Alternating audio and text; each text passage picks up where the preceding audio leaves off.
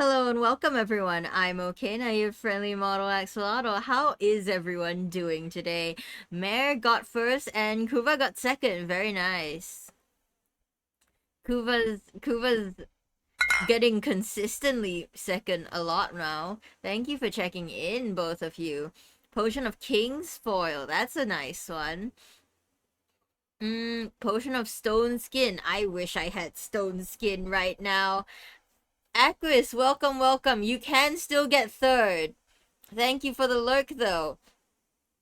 I wish I could have stone skin right now. I've been getting harassed by mosquitoes, and they keep biting me on like my elbows and my wrist, and I don't know why. I know they're probably pulse points, right? That's why like you apply perfume on your wrist. I don't understand elbows though, but I've been getting harassed by mosquitoes. It's not even funny. I don't know when I get bitten. At least you're not in the jungle in normal BMT. For my international viewers, BMT is basic military training, which I didn't have to do. But some people just attract mosquitoes more readily. Yes, some people is me. I am some people because every single time, like as a kid, I would go with either family or friends to like a park or the beach or anywhere that's mostly touching grass, you know? Mine was non-combat. NS conscription in Singapore for men. I cannot imagine being in the jungle with mosquitoes and all the cicadas. Now, the cicadas are deafening. I woke up to cicadas. And it's not every year. I know cicadas have a cycle of 7 and 13 years, was it? So it's not every year, but you know, different species have different life cycles and different within the species they have different cohorts. So it's almost every year. It's not like every 7 years, but this year they are active. I could hear them all day yesterday. But yes, anytime I would go to the beach or jungle park, botanical gardens, all my classmates would be fine and I would be the one with like tons of mosquito bites, which is why I carry mosquito repellent with me every day. Tampines had a pretty bad issue of cicadas. They did. They still are, actually. I saw it on local social media. The media isn't really covering it, but social media is buzzing with it. Pun not intended, but appreciated. So I would, like when you're a kid, this is an experience that most Singaporean children experience. Um, when you're a kid, you go for a school camp, right? Which it's a largely outdoor camp, and I got made fun of because I I came away from like my primary school camp, which is elementary school. I was like 9 years old. I came away from it with 53 mosquito bites.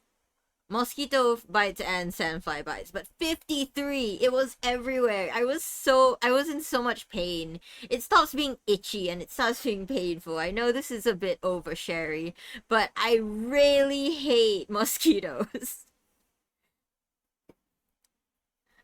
I know some people would be like, "Oh no, okay now, every animal is beautiful and all life is precious." No, not mosquitoes. Mosquitoes can go extinct for all I care. I do not appreciate mosquitoes at all. That's awful. Yeah, 53. I counted because well, my parents helped me to count because they were everywhere.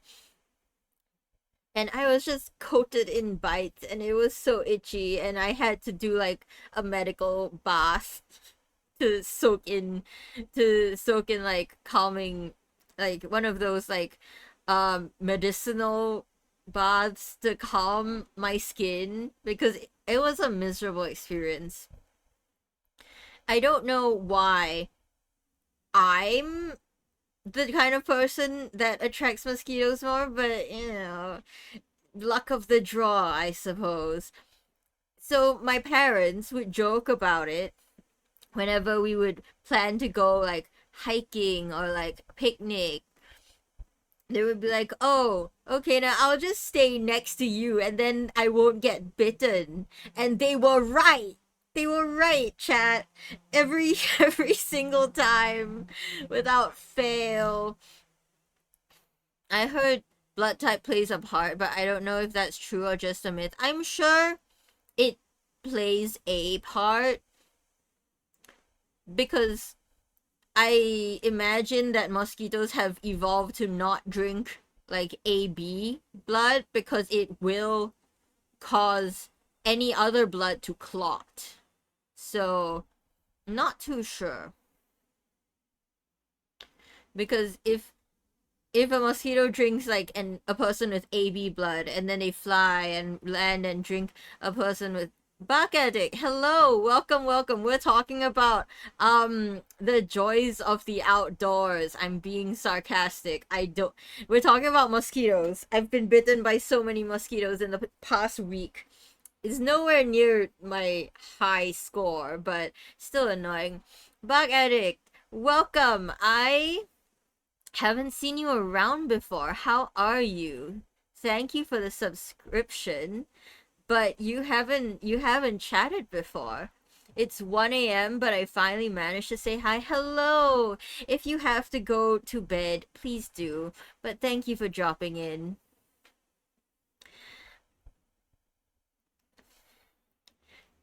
Hold on, chat. Let me just put some ointment on my mosquito bite. It's bothering me. I collect founder badges. I see. You're in bed. That's good. Letty, welcome. Potion of sugar? What you doing with that? Hi, Letty. How is it? How are you doing? Cooking. Hi. You're quite late. Love your hair. Thank you. I think my parent did a very good job. For those who are new here, my model art and rigging was done by the same person, so I have a VTuber parent instead of the regular mama and papa. It was done by Ash, who's linked in my FAQ below, my about me. Hope you have a good stream. We'll sleep now. Thank you for dropping in. I hope you have a good sleep. I don't want to talk about it, man. It's okay, Letty. It's okay. See, Letty is so generous. She's letting Aquis have collect third, you know? She's allowing more opportunities for other people to claim their place on the podium today. Can we get some applause for Letty? It's one of the sound redeems, but yes, we shall to let some people get medals. Yeah, that's it. Yeah, thank you for your generosity, Letty. Let's switch over to the game. Yeah, give it up for Letty.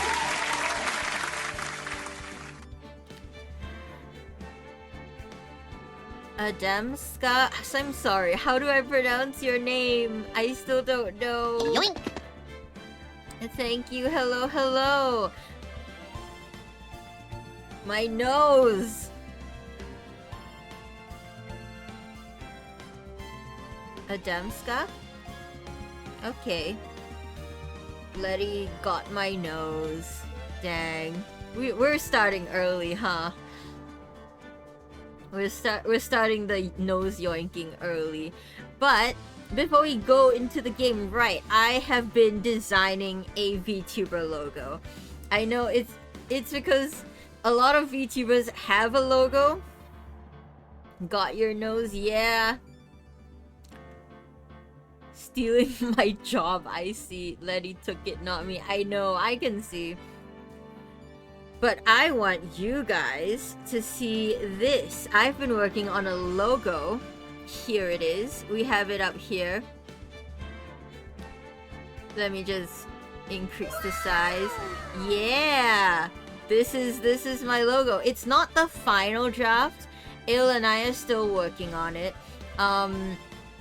Mostly because Ale has been busy, so we haven't really had time to be to do everything we wanted to do, but this is largely what it looks like, and I'm pretty proud of it. Logo, yeah! It's super cute. Thank you. Love it. Thank you guys. So I'm not sure where on stream to put this. I know some streamers have it in a corner. However, all my corners are kind of taken. So we'll have to do without it for now, I guess. On your forehead at all times. Sure. Well, isn't this such a wonderful look? No nose, logo on forehead. Isn't this the peak of... Is this what you guys look for in a VTuber, guys? No nose, logo on forehead. How's this? To replace your nose? I don't think it can fit there. If you load it in VTube Studio, you can pin it on your currently empty chin. That is true. That is true. However...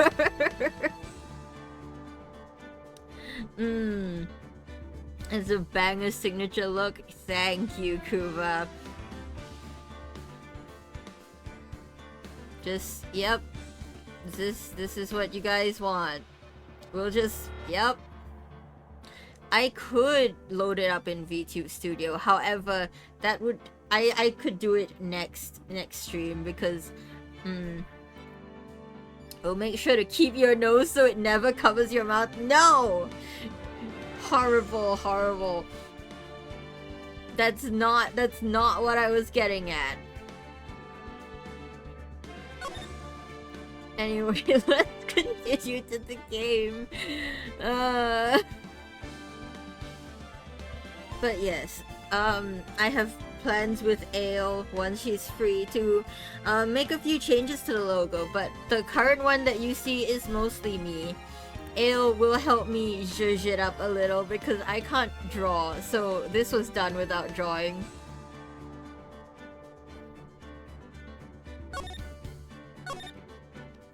I don't remember where we are. Right, bears.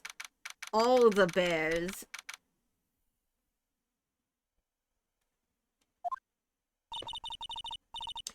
It's past 9 p.m. already, isn't it? Judging from the light coming from the window, I doubt it, but let's go. Yeah, it's past 9 p.m. I wonder if Mr. Edgeworth has already found Mystic Maya? These things take time, I'd say. Probably not. The police are professionals, Pearls. They'll find her, so don't you worry.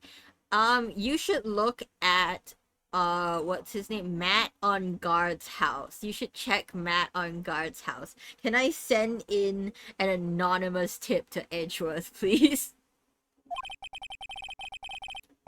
And if we can win a not guilty verdict tomorrow, then everything will be okay. You're right. Oh, Pearl. So, the real person who killed Mr. Corridor was that assassin, Mr. Shelley D. Killer, right? And the card Miss Andrews found at the crime scene seems to be proof of that. But if that's the case, then a new question comes to mind. Who was the one that hired D. Killer to begin with? Who is his client? That is true. I don't think he was hired per se, because from what I could gather, Shelley D. Killer had a thing with Celeste Impacts. but I could be wrong. Every time I look back at OBS, it's such an experience, chat. I see myself, no nose, logo on forehead. Man. Wow, that throws me off. I look over and I don't recognize who's staring back at me. You mean who asked for the murder? That person didn't want to dirty their own hands in blood, but whoever this client is, they're still a killer. Who could have hired the assassin? Do you think it was Miss Andrews? It's possible. I'm not entirely convinced of Miss Andrews, of Adrian Andrews in general. I've said so every stream because the game keeps pointing to her, which makes me feel like they're gonna do a twist, you know? By the way, chat, today I have roasted green tea, hoji cha, as my drink to accompany me in stream.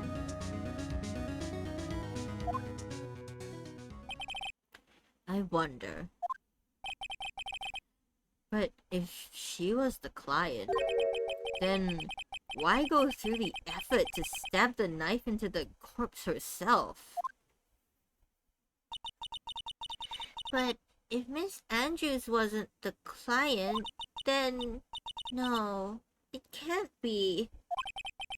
Matt on guard himself? Surely not. Surely not. I'm suspicious of Matt himself, but there's gonna be something, chat.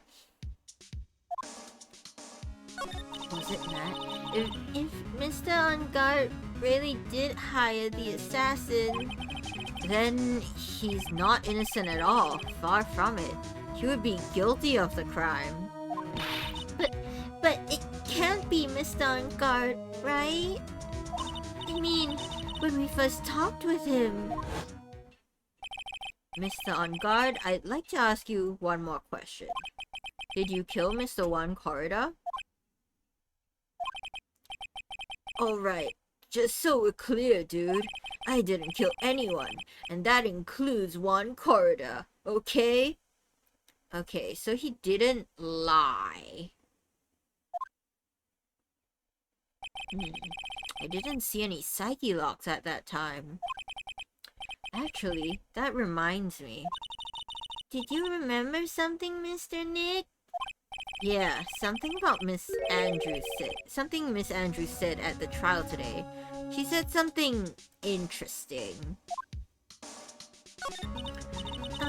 So what is this interesting thing? Oh, that's right. You didn't hear it, did you, Pearls? One had bet everything on the Jammin' Ninja this year.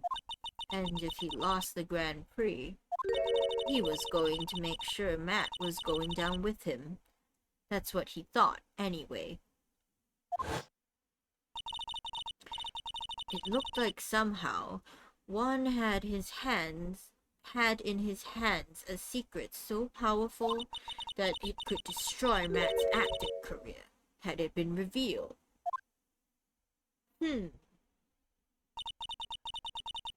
Mr. On Guard's secret?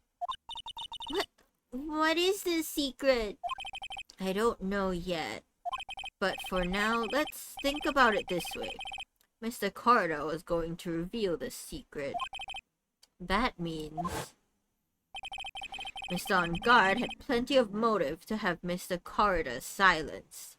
It's really not looking good for Matt. Oh look, my nose is back! Which means we have to meet with Mr. On Guard. There's no way around it now.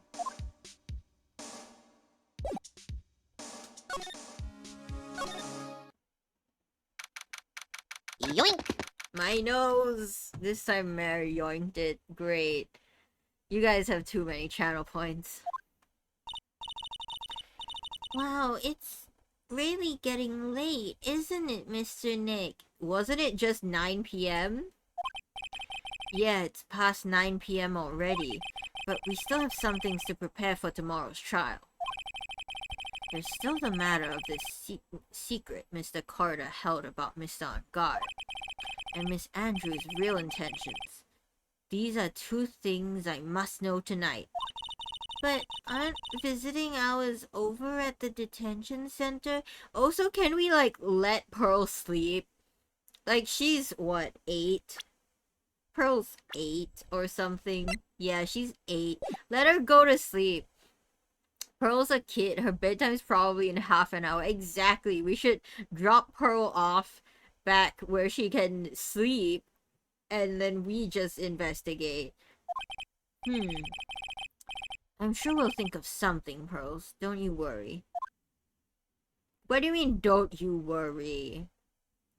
There are more bears here. Compared to flowers, yep. Record companies, fan clubs, company workers, family, carrying all these flowers home would be hard, I think. Okay.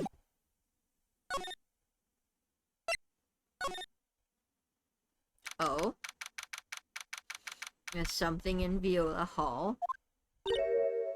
Old bag. Great. Hey, wait! What is it, whippersnapper? All I know is nothing that has anything to do with you is ever good. Like just now, I was handed this strange device for who knows what reason. And I was told to use it to search the whole hotel. That's the bug sweeper, isn't it? The one Gumshoe made. I don't know, and frankly, I don't care. But the request came from Edgeworth, so... Edgeworth? And he said... If you feel angry, direct your anger to that unsophisticated lawyer. Damn it, Edgeworth. So, I'm going to feel free to direct all my anger towards you. Ugh, gee. Thanks a bundle, Edgeworth. What a pal you are.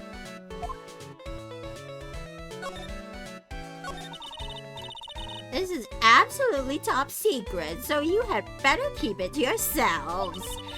I heard they found a spy camera hidden in one of the presents. Yeah, shocking. Very interesting. I'm sure it was, you know... It was to catch Perwan in the middle of a scandalous meeting. Scandalous? What's that? It means, well, you know, that gossip has been going around my dear Juan. Oh, you mean that thing about Miss Andrews? I'm sure she must have had some reason for getting close to Mr. Carter. I'll let you in on another secret, youngin'. I know who planted that spy camera. It was that obnoxious puffy-haired photographer girl. The nerve of some people. Spying on people by herself, as if I wouldn't want to see it for myself too. Damn it, there it is. I was like, wow, old bag virtue signaling? No, she just wants in. Wow, the alien actually admitted her true intentions for a change, right? I don't know what you're thinking exactly, but I can bet it's nothing good. But I didn't say anything. It's written on your face, Phoenix. So, you want to know about Juan and that manager, right? Actually, as I hear it, they were something of a refreshing pair, those two. No one can have tea unless Old Bag gets it too. That's actually accurate, Kuva. Oh? I tell you, Juan really welcomed that manager with open arms, I heard. That manager? What are you talking about? You don't know that manager woman Juan had. It's a shame she killed herself, though. Wow. Okay, old bag. Oh, you're talking about Miss Celeste Impact. Miss Andrews' mentor, right? Yes, that one! That Celeste girl. She was supposed to get married, you know? What? Oh, thank you, old bag. That's actually wonderful information, because I now have a motive. Married? You mean to Mr. Corridor? Please, you young kids today don't know anything, do you? That girl Celeste killed herself 3 days after their marriage announcement. 3 days after their marriage announcement? What in the... Huh? Why would Miss Dingax want to kill herself? She was going to get married. Well, that's because she was thrown away, you see, by Juan. Oh, the tea is hot on this one, chat. What? But they were going to get married, right? They promised each other, right? They held a grand announcement session, but 3 days later, one suddenly canceled their marriage. Is that true? It was in the weekly magazines. But why? Why did he do that? That was not in the magazines, unfortunately. I see. We have motive, chat. That night after Juan called off the wedding, that manager Celeste killed herself. We're gonna get hit by ads in like a minute, chat. How terrible. I wonder what happened between those two. Yeesh, lore drop from Old Bag. Actually, what if I put the logo like here? What about that?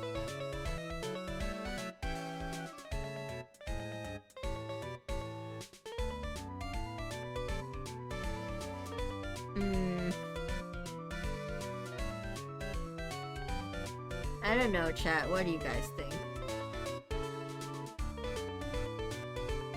I think this might be slightly better, because there's a bit more space there.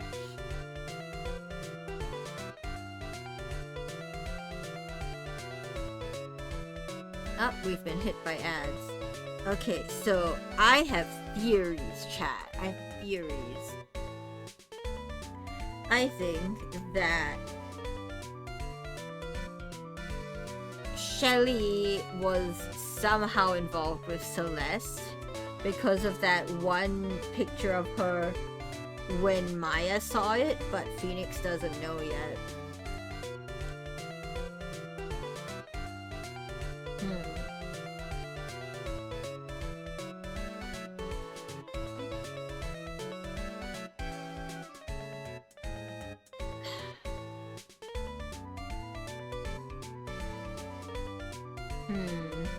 I don't know, chat.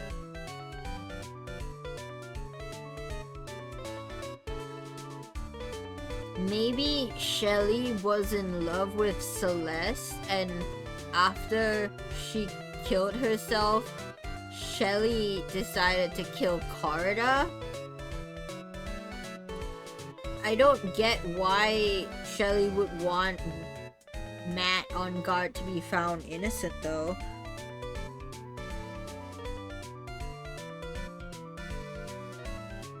But I do think that Shelly could be using Matt as his like cover, you know, just like, oh, I'll just be the butler, John Doe, for this celebrity, and I will live a peaceful, low-key life, you know? But I'm starting to see threads coming together.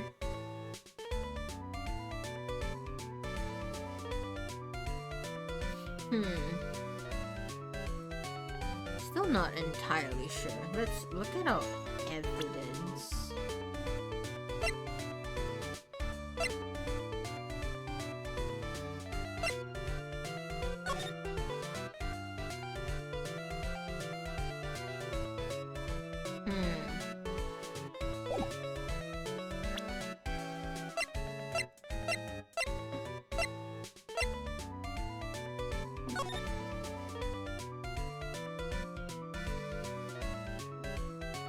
I don't get it, chat. I don't know exactly how far into this case we are. But, things sure are twisted.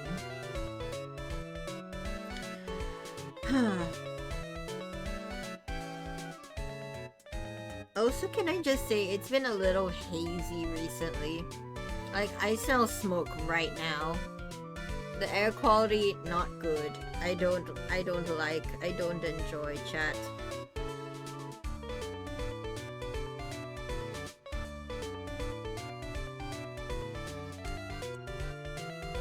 It's a little hazy, but the ads have ended. Welcome back, everyone. I was just talking about some theories I have. I'm starting to see a few connections. Maybe Shelly is acting on his own and he wasn't hired? But that also doesn't make sense, because why would he want Matt to be found not guilty then?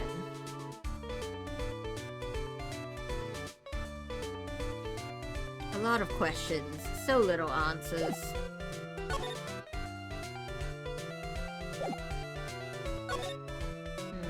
Hotel lobby. Is Laura here? Is anyone here? On that night, there must have been at least a few hundred people here. I guess the police are done with their questioning and investigating. I guess so.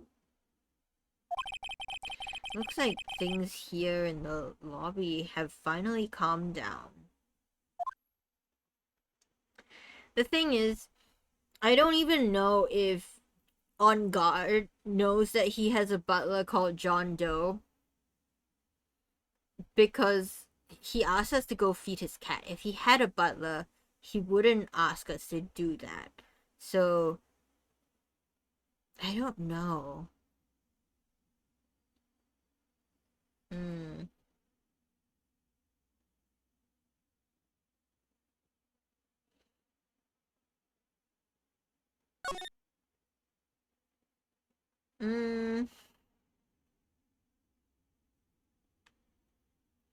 I'm just thinking, chat.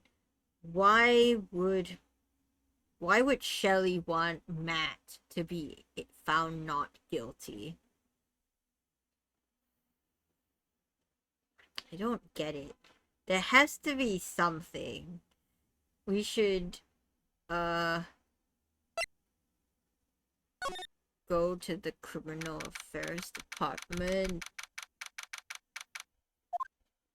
because we need to talk to On Guard, right?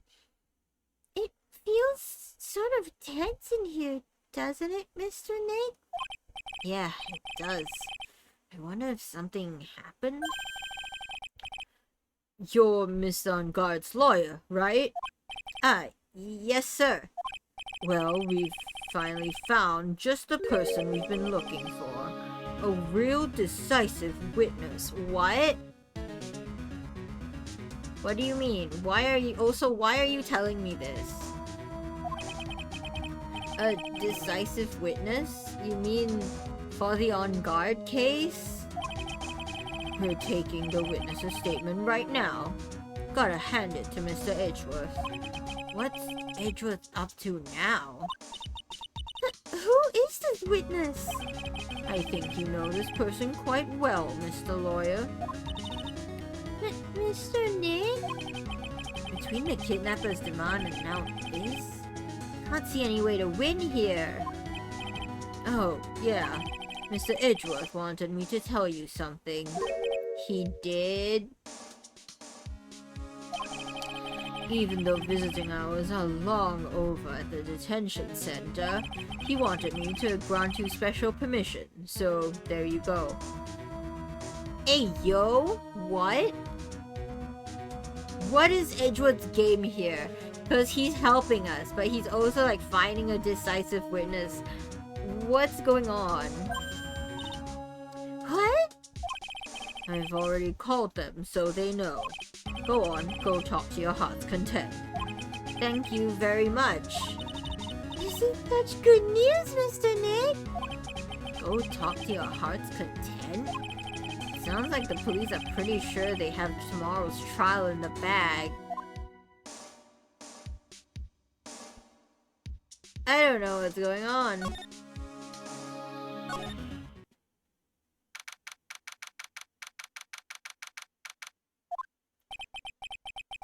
I'm sure they must have transferred Miss Andrews here by now.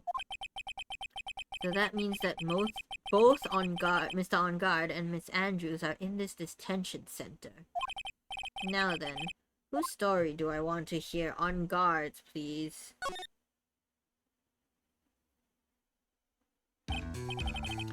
Dude, it's Mr. Wright. I hope you can get me off the hook tomorrow. I'm counting on you. I like him less and less each time.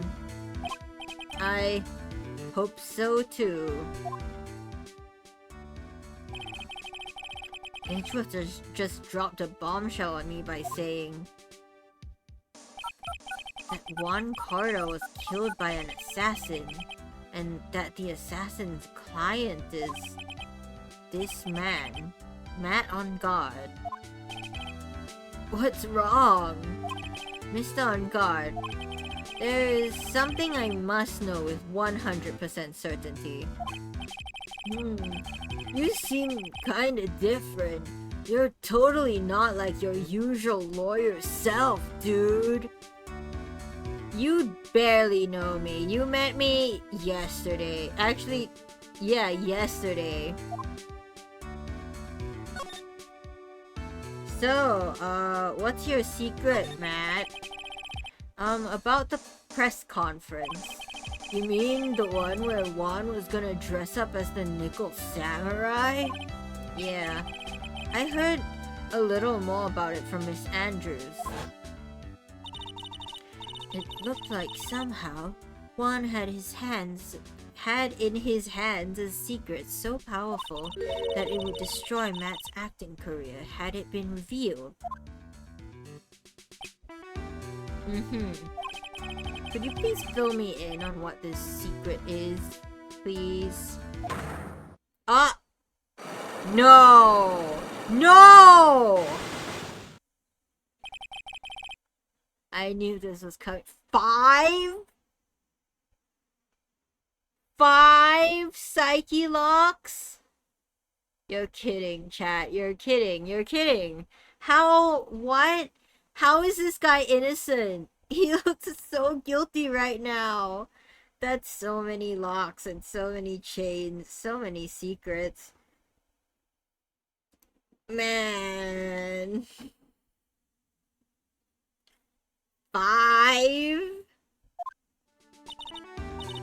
Mr. Nick?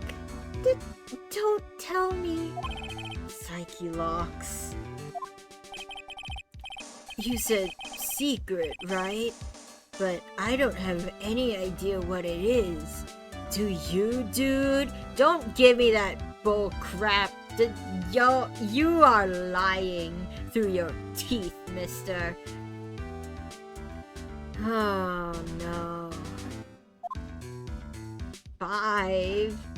I don't even know. I don't even know, chat. Did you know about Mr. Carter and Miss Andrews' relationship? Well, it's all over the tabloids, dude. But I don't know any of the details, if that's what you mean. Look, how many times do I have to tell you? I don't care what Juan did with his life. And Miss Andrews, she had a purpose in mind when she started seeing Mr. Carter. Her mentor was Mr. Carter's manager. And Miss Andrews was going to get Miss Celeste Impact's suicide note from him. Celeste? Does that jog any memories? Don't you dare make a call now. Dude, I suddenly just got totally hungry. You up for a pizza? My treat. No. Now's not the right time. Time and place, Matt. Lock in. You're going to get trialed for murder if you don't let me help you. Mr. Nick, what's a pizza? Is it a kind of pea? Like green peas? Let's go eat one later, okay? We're such a bad influence on this sweet child. Ugh, I got cut off by the pizza dude at the shop. That's too bad. Well, how about we get our minds off this topic and talk about something else, okay? What are you hiding, Matt? Matt? Let me help you. Miss On Guard. Are you connected to Miss Impact's suicide in some way?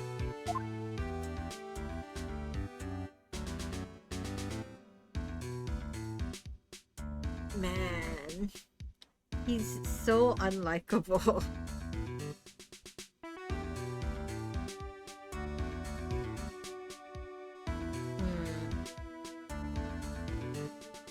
Guess that's it.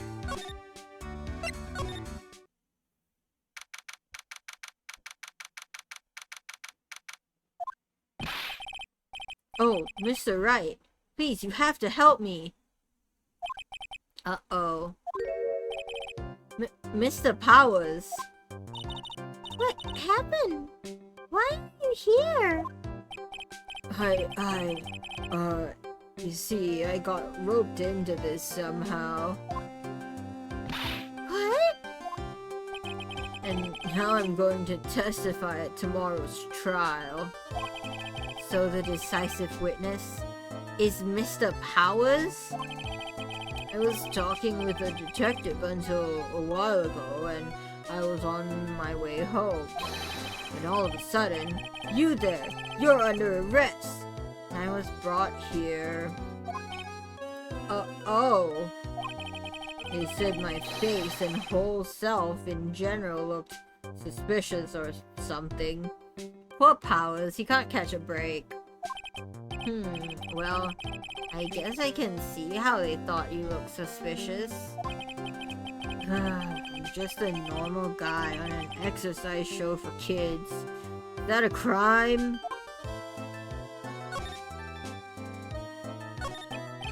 So, about this testimony you're giving, what are you gonna talk about? I really don't know yet. But it sounds like I saw something pretty important from what they tell me. You saw something important? What was it? Well, the detective told me not to talk about it. Do you want Matt to die, Will, huh? You can't tell anyone, and especially not that lawyer, he said. Man. Who do you think that lawyer, the detective, was talking about? I'm going to take a wild guess and say it's me. Yeah, you got it. Mr. Nick! Mystic Maya and myself are your only two allies in this whole world, but it's alright. Ouch! I don't really have a lot of friends, do I? This is going to do a lot of damage to Matt, you know? Because he's got that refreshing like a spring breeze image going. But what is he really like? He seems dense as a brick, actually. Well, let's see. Matt's always been kind of a player with women. I'm sorry? He would never really turn a pretty face away, if you know what I mean.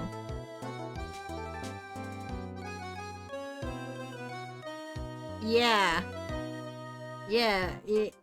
Those faces exactly. I'm sorry?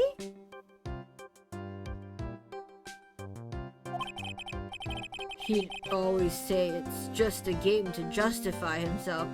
Ugh, we have to defend a playboy misogynist? Ugh. What? How horrible! That's unforgivable! Oh, sorry. Didn't mean to offend you. But, you know, he said once that there's only one person in the world who won't swoon over me. One person who wouldn't swoon over him? His manager, you know? Miss Adrian Andrews.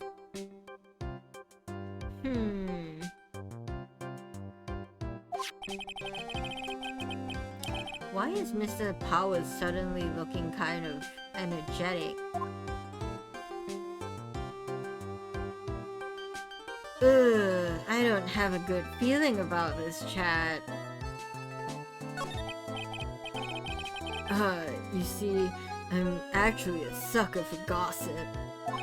I mean, celebrities and their world have this dazzling sort of image, right? You're a celebrity! A dazzling sort of image? But aren't you part of that dazzle, Mr. Powers? Exactly, that's what I said.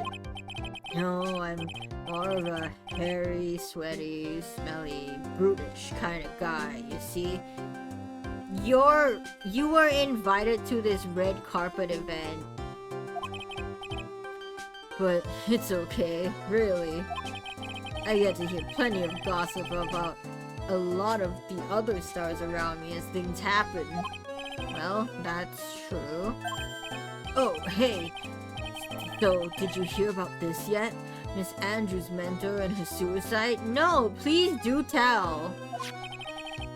You mean Miss Impacts? We heard something about how her wedding was cancelled. Yeah, that's what I'm talking about. I thought about it a little the other day, about that mysterious death. Hey, Mr. Wright, why don't you ask me about that? Go on. Go ahead. Mr. Powers is so charged up, his skin is practically glowing with electricity. He's going Super Saiyan.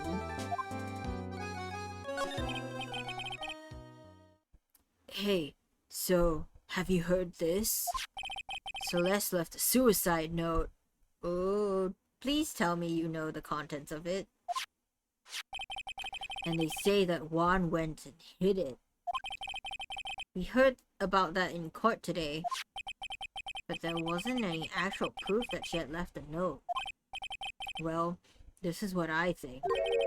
I think that something bad was written on that note. Something bad for Juan, that is. Something bad for Mr. Corrida? Why do you figure so? Well, before she died, Celeste talked with a few of her friends. And she said, it looks like I got caught up with a truly insidious man. Hey, yo! A truly insidious man? Did she mean Mr. Corrida by that? Well, there was no one else that fits the bill, right? I'd say Matt on guard, perhaps. And that would be reason enough for him to hide the suicide note. I see. Well, that's some good info. Thank you. You're welcome. Mr. On guard and Miss Andrews. They're both at the detention center right now. There are still things I don't understand or know about, I'm sure. I have to get the two of them to tell me everything. So we go see Andrews? Now then, whose story? Adrian Andrews. I didn't know we got to listen to both of them. Oh, it's you. I'm sorry to be visiting at such a late hour, but there are a few questions I absolutely have to ask you tonight. Me? I thought your client was Matt. I'm sure Miss Andrews knows something. She can't be clueless about this secret Mr. Carter had on Mr. On Guard.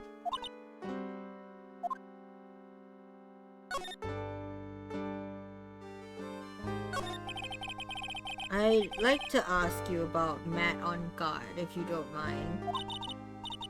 Mr. Wright, you still don't know, do you? The real him, I mean. Maybe the truly insidious man was Matt on Guard. I was right.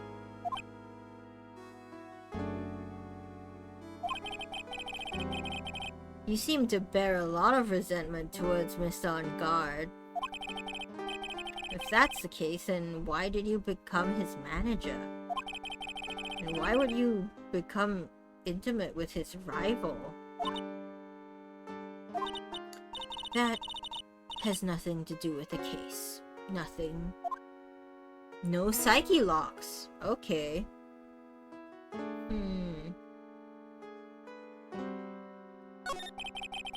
About Miss Celeste Impact. I had finally put her death behind me. And now, thanks to you, it's all come back to the surface. I'm sorry. Yes, I was shocked by her suicide. And it's true that when I heard the rumor that Juan was the one who had hidden her suicide note, I began to draw close to him.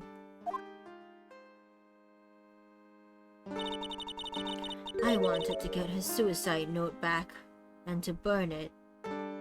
Huh. You wanted to burn it, but why? I didn't want it to spread like just another piece of gossip. But I never held any murderous intent towards Juan. I would never do something so stupid. A suicide note, huh? I wonder what it said. Why frame him? Why did you try to frame Mr. On Guard? That's simple, because he's the killer, that's why. Isn't it the duty of every good citizen to inform the police? But there had to be another way. The police are excellent at doing their job, so they'd figure it out, right? Phoenix, we work with the police. Do you think they're excellent at doing their job? We just got the chief of police arrested for corruption and conspiracy a few cases ago. Yes, they're so good that they couldn't figure out the real truth behind Celeste's death. Miss Andrews. Well, I know you're not the type of person to do something without using a reason. Wow, the air quality is bad. It is smoke. There's so much smoke and dust from construction going on nearby.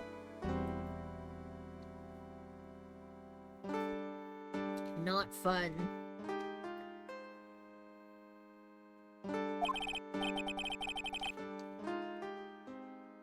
So please, Tell me why you did what you did. Revenge. Revenge? Huh? Did you say something just now? Ah! 1. Okay. A psyche lock, huh?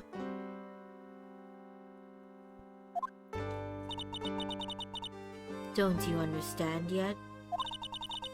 You're not my lawyer. To be honest, you're more like my enemy. But... I'm sure I just heard Miss Andrews say, revenge. Ha. Ha ha ha.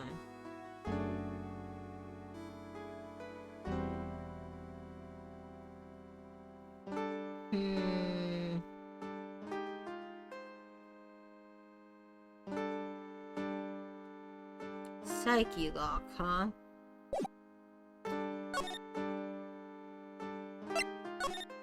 Let's go back.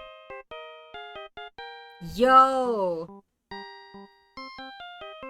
I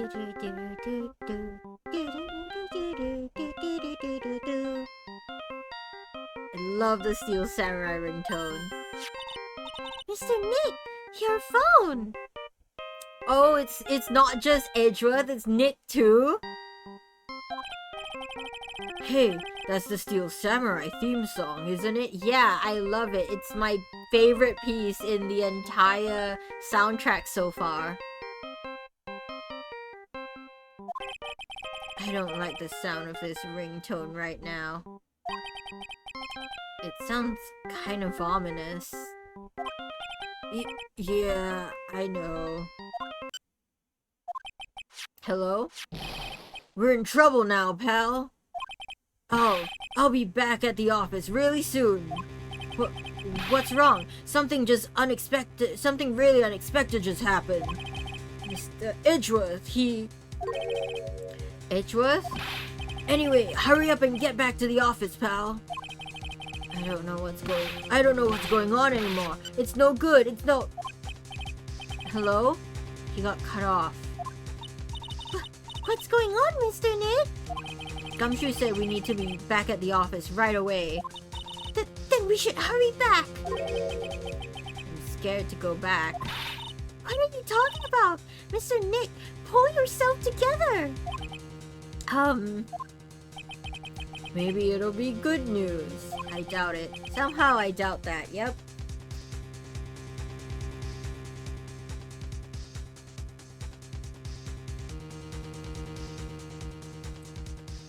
I gotta hydrate, chat. Sorry, the air quality is so bad, it's making my throat really dry.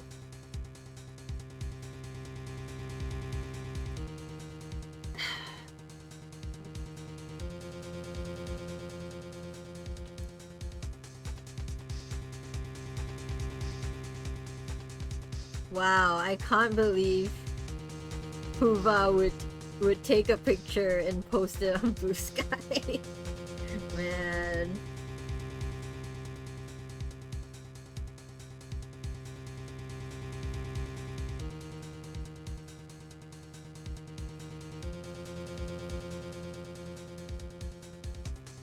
Even Pearl wants Phoenix to lock the fuck in, yeah. Eehee. Don't eehee me. You guys are the ones who made me do that. You're like, oh, okay, now put it on your forehead. Oh, okay, now I'm gonna steal your nose. That image would not exist without you guys.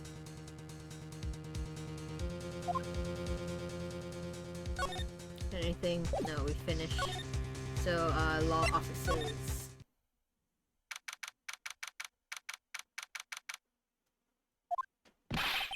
What took you so long, pal? Mr. Edgeworth couldn't stick around forever and had to go. Well, what happened? We got him. We know who bought that spy camera. Eh? This quickly?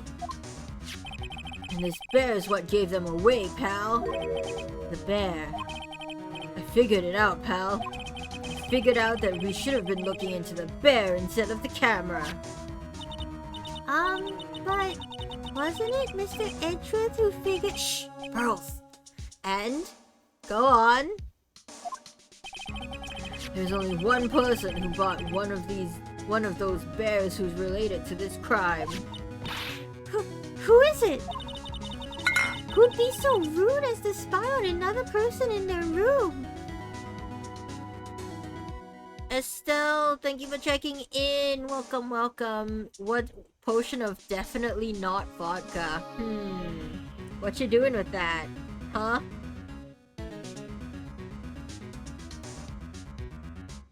Sip.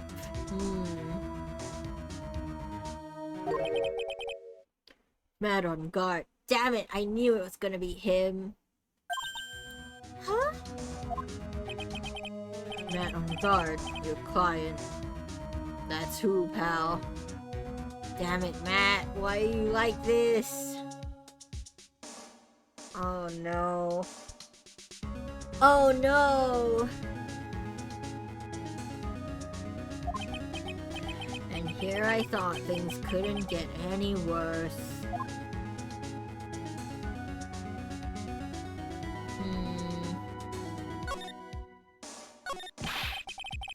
Are you sure you heard right? That the person who bought this bear was... I heard it from the department store clerk, pal. This is the credit card receipt for the purchase. It's for $3,800, pal. That's the exact match to the price of that stuffed bear. Jeez! 3.8k? You can get like a pretty good VTuber model for that. I think in terms of entirely VTuber related stuff. 3.8k, chat! You can get so many stuff. You can get a new PC. You can get actually a whole streaming setup with 3.8k. And Matt spent it on a life-size stuffed bear. A receipt? That's all you have? Nah, it's not just a receipt, pal.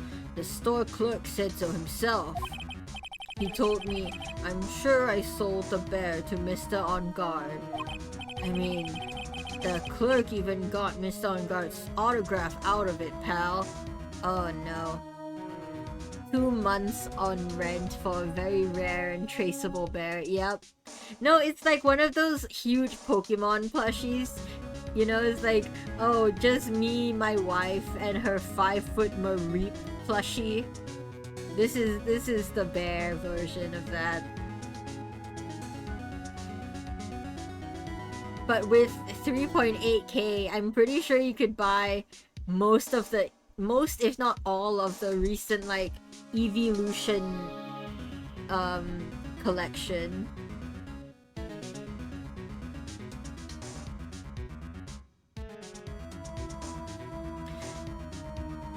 Matt on Guard and his life-size Lusaring for real. OMG, I need the Sylveon. I don't have enough space for a Pokemon plush that big. And also, I'm not very into Pokemon, so it's not a justifiable purchase for me. But they are so cute. I saw them when they dropped and I'm like, wow. If you are a fan of Pokemon, that would be nice. But also, Eevee is tiny compared to all the evolutions.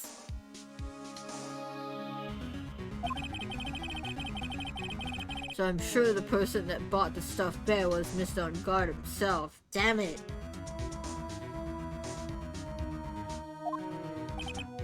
My sight is failing me. This can't be.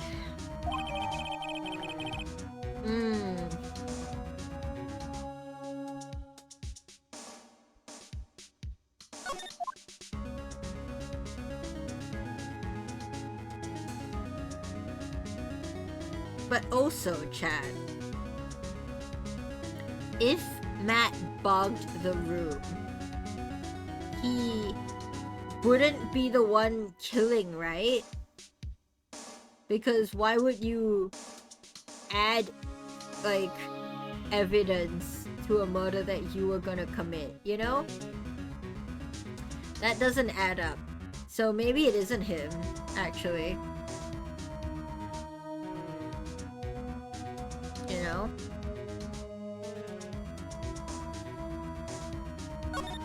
How about the spy camera? So, what about the spy camera we found? Ah, that was a dead end, pal. I mean, you can get this kind of thing from anywhere. But for now, I guess I can give these back to you for you to file away into evidence. Spy camera transmitter and this stuff there filed in the court record.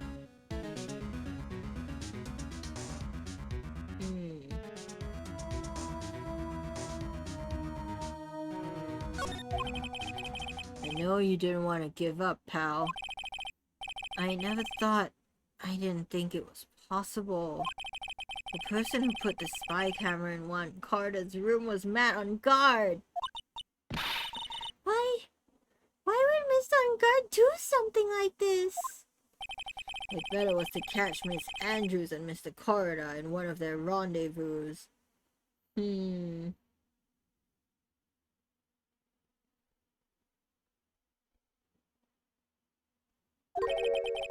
I bet it's not good enough for me. Yeah. This is very, chat. It is,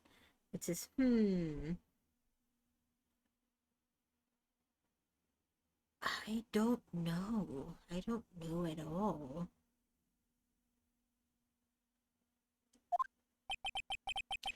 I have to know the absolute truth behind this camera. Are you going to see him? Mr. On guard, I mean. Yes. I'm scared, Mr. Nick. Pearl, you should be asleep. I wonder what we will find out next. You and me both. I'm scared myself, but I have to put on a good face for Pearls. Matt on guard. What in the world have you done?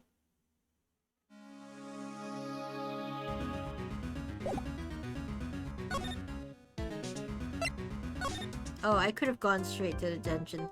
What am I doing?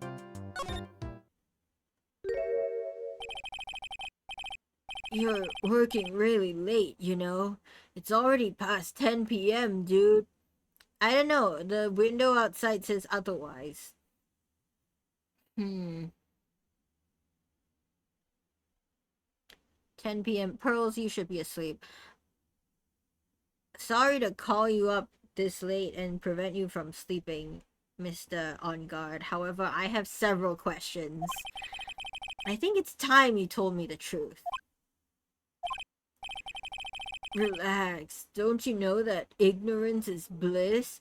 Yes, but I'm your lawyer. So, ignorance is not bliss for me because I need to defend you. But if you really want to know, let's talk. Here we go, chat. Here we go. Actually, first, let's look at what we've added. Set in its right eye, found in the victim's room. Transmitter. Yep, receipt. Changes the footage taken by the spy camera into radio waves and transmits the data.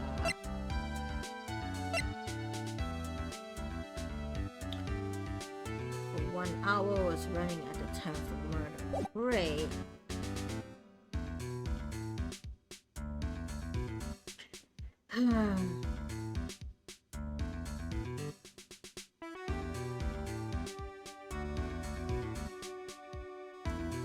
Well,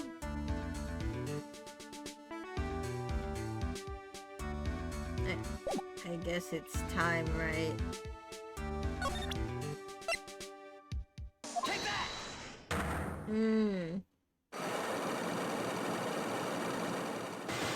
5. Let's do this, chat. Matt's secret.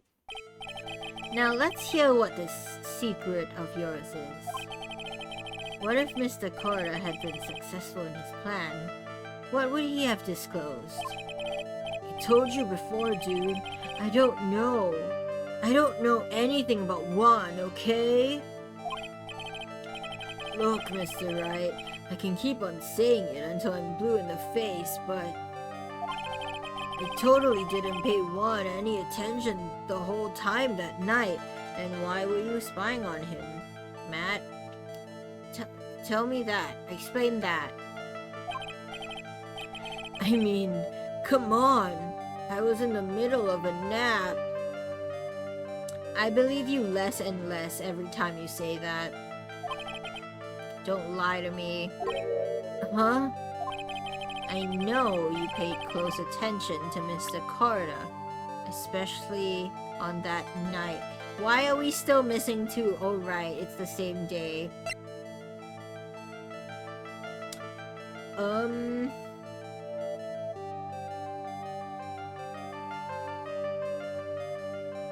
You are lying.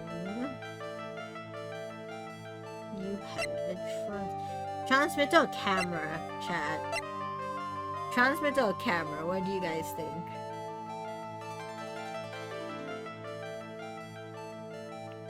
Maybe camera? You paid close attention. Camera, right? Yoink! Yep, my nose is gone. Great. Nose, yep. Thanks, Estelle. Someone used this camera to secretly film Mr. Carter's room the night of the murder. Secretly film? What? And then sent the images the camera took with this transmitter. Wow, but dude, where was this camera you're talking about hidden?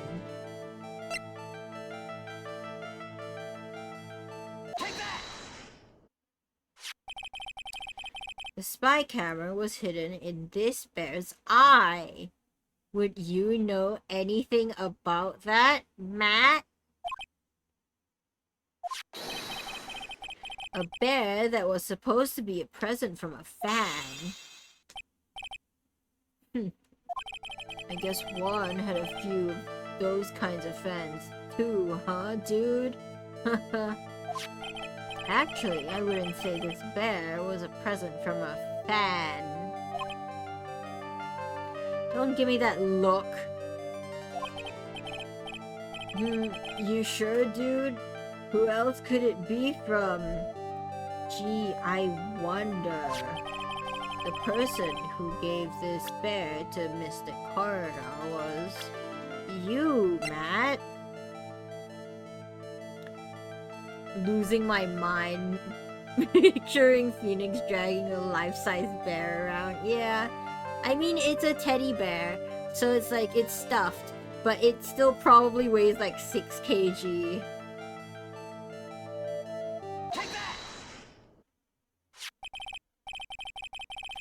Miss On Guard, don't you know this bear from somewhere?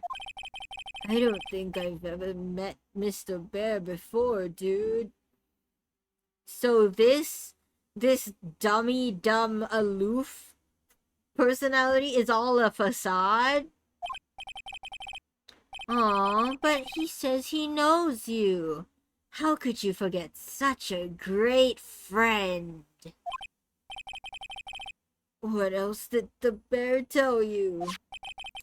He says that the one who put the camera in his right eye was you, Mr. On Guard.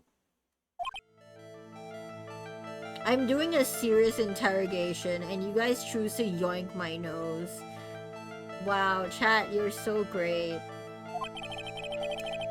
If I didn't know how you work in court, I'd think I was in some serious trouble. Come on, this is all a joke, right, dude? You're just pulling my leg. Looks like you're not ready to give up your secret yet. Well, do you have any proof you want to show me first? Here's proof that was you who put the camera inside the bear. It would be the receipt, right?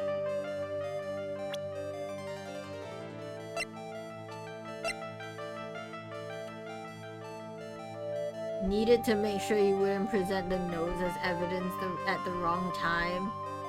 Thanks, you're so considerate, Estelle.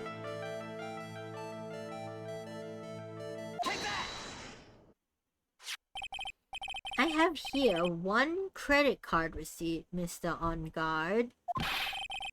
It's from when you bought that stuffed bear. Dude, all you can tell from this is that I spent $3,800. I go to that department store all the time, okay? This $3,800, this could be the toothbrush I bought that one time. Spending 3.8k on a toothbrush is diabolical, chat. A $3,800 toothbrush? It's ivory, and it's got elephant hair for bristles. What department store sells this? Ew. Elephant hair? Is that what rich people use nowadays? Anyway, the store clerk clearly remembers you and your purchase. After all, you even gave him an autograph, did you not? Dude, you should have said that earlier. Why are you hiding this? What are you hiding? So, can I ask you one thing? Yes? You're my lawyer, right, dude? So, if you are, then why are you looking into stuff like that? Because if I don't know the truth, I can't help you. Sounds more like stupid lawyer talk to me. Hey, let's stop talking about this, okay? Oh, he's so suspicious he is. Why are you hiding? What are you hiding?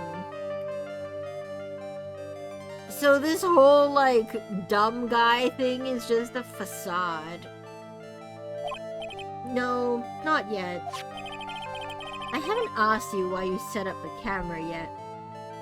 You set the camera up yet. And what your secret is. Of course, it would be strictly confidential. So, what are you going to do now?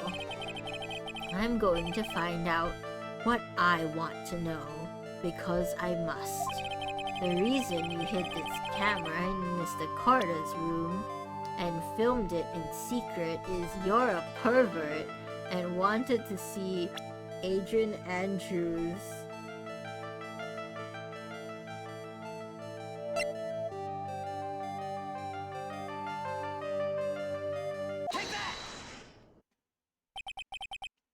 Adrian Andrews?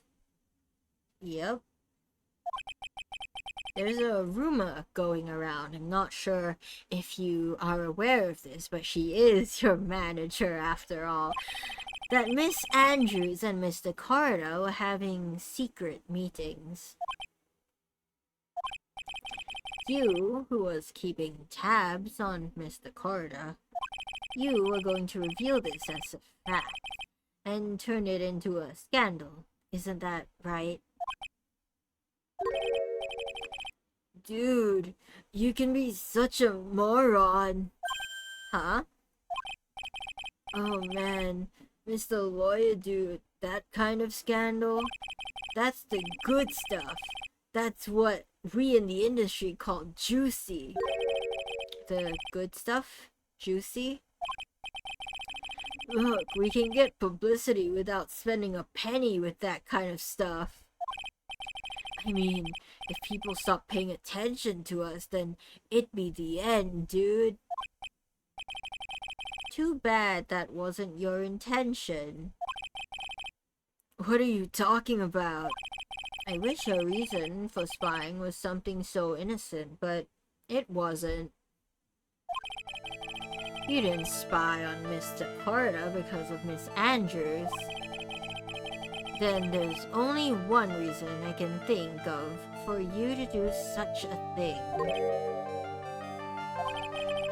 The real reason you set up that camera in Mr. Carter's room was,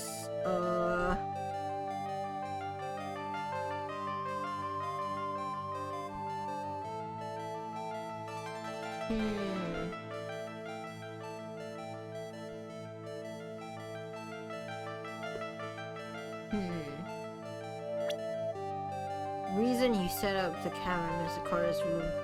You knew the murder was going to take place, probably.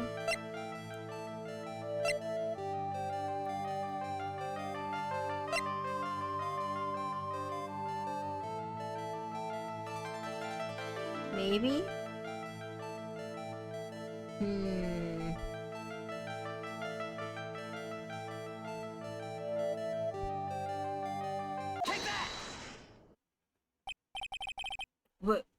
What is this card?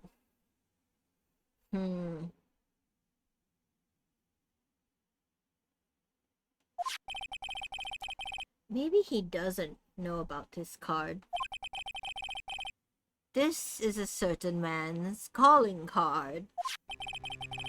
The man's name is Shelley D. Killer, and I'm sure you know of him, don't you? Shelley D. Killer? That's ridiculous. Why would I know some shady scumbag like him? If you really don't know him, then why are you acting so jumpy all of a sudden? Oh, he's the client. He's actually the client, isn't he? This is it. I'm finally starting to get to the truth.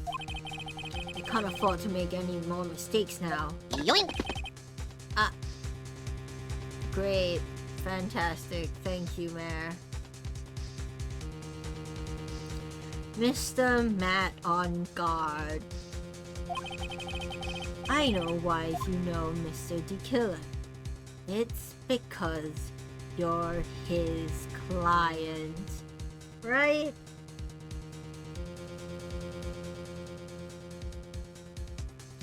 It has to be, right?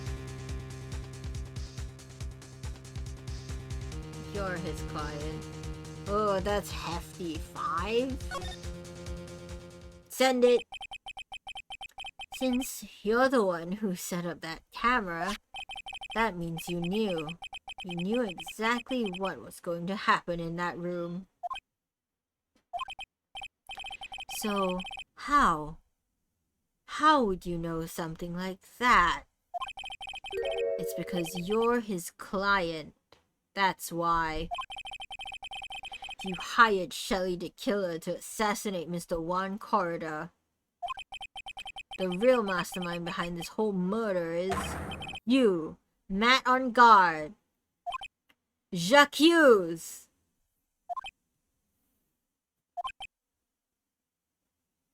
Oh no, it's because he's a star.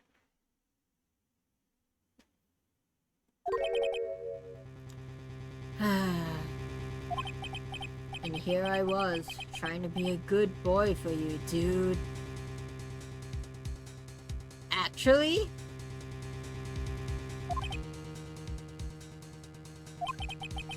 I thought if you didn't know, you'd be able to do your job without feeling bad.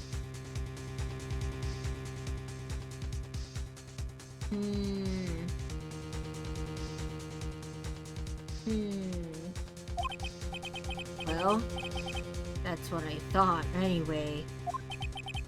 Mr. On Guard, you really did hire? Hold on a sec, I gotta consult myself, okay? Consult yourself? Consult myself?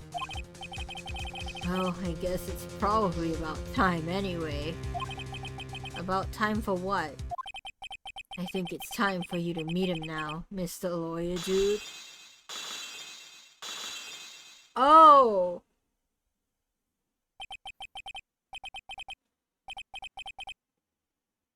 What? I'm sorry? How do you do, Mr. Lawyer? I'm Matt on guard. No way. No way. No way. He dropped. It was an act. It was all an act. Huh? He's the Joker, baby. Where did you get that alcohol? Oh, thank goodness. I get health back. Did he just pull out a glass of wine? I don't know if that's wine. It could be like brandy or whiskey. It's so much though. Ooh, this music is funky. I like it.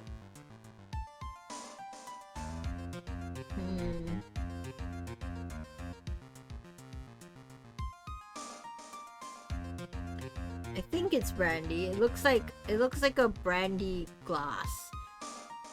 Whiskey would just be the short cylinder. That can't be wine. Doesn't look like wine. Well done, Mr. Wright. Investigation music became peak. Yeah. It's almost as good as the Seal Samurai. I think this is my second favorite. It's funky. It has a nice bass.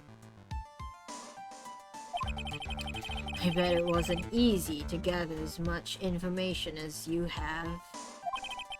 You really... So...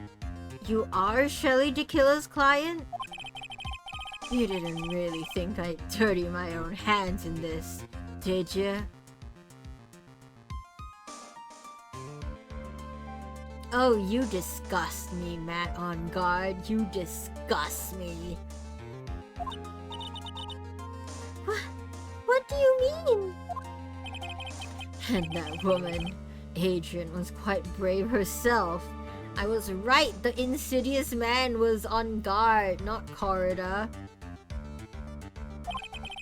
Trying to stake the crime on me. I didn't think she had it in her. But all I care about is that Juan is dead. Isn't that right, Mr. Lawyer? You're lying! What a terrible... It's way past your bedtime, little girl. Go on and let us grown-ups talk about more adult things. But why? Why did you hide the video camera and... A weakling soon believes the words of others, just like that pathetic Adrian. He knew about Miss Andrews' secret? But I'm no weakling. I don't believe anyone. Least of all assassins. What? Oh, come now, Mr. Wright. Oh, we've got hit by an ad. Man, I was not expecting this. He also has a laugh animation and the brandy swishes in his glass. I like that.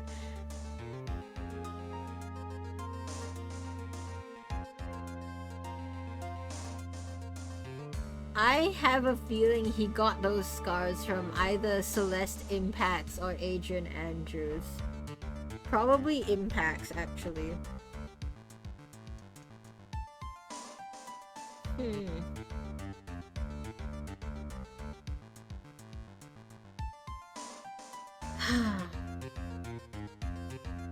Does this mean we need to lose the case?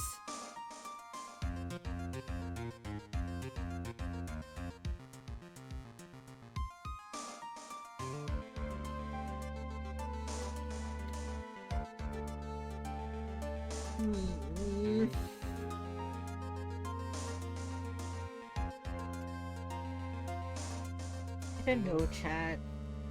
I was feeling bad about Matt anyway, and then he became this, and I was like, okay, cool.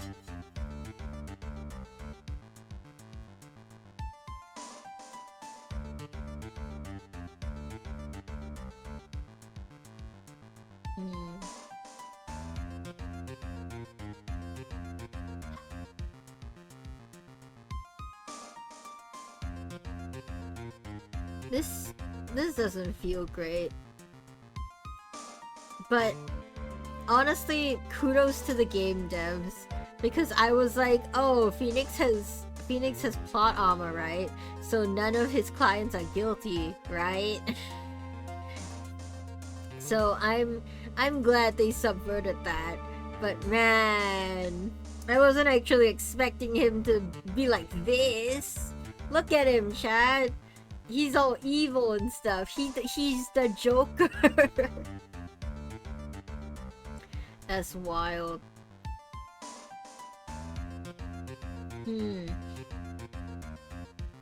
So, still don't understand. Was he with Impacts? Because he said only Adrian Andrews wouldn't swoon over him. Does that mean Celeste did?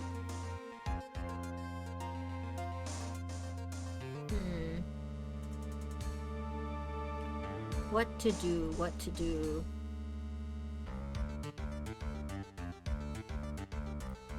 The ads have ended. Welcome back, everyone. I was just theorizing.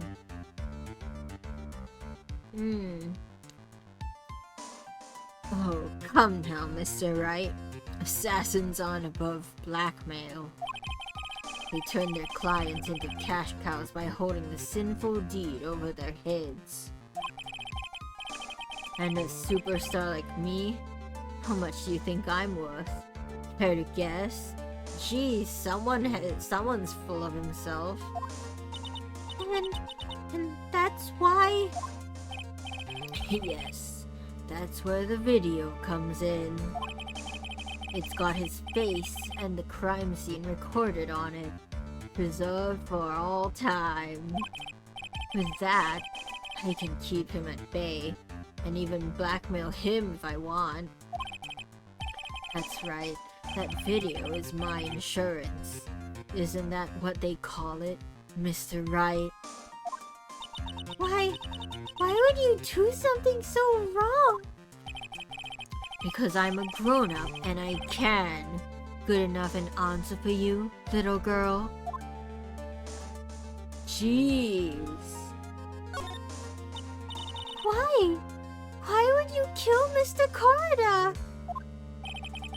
Because he was about to sling so much dung onto my beautiful public image. Yeah, he evil.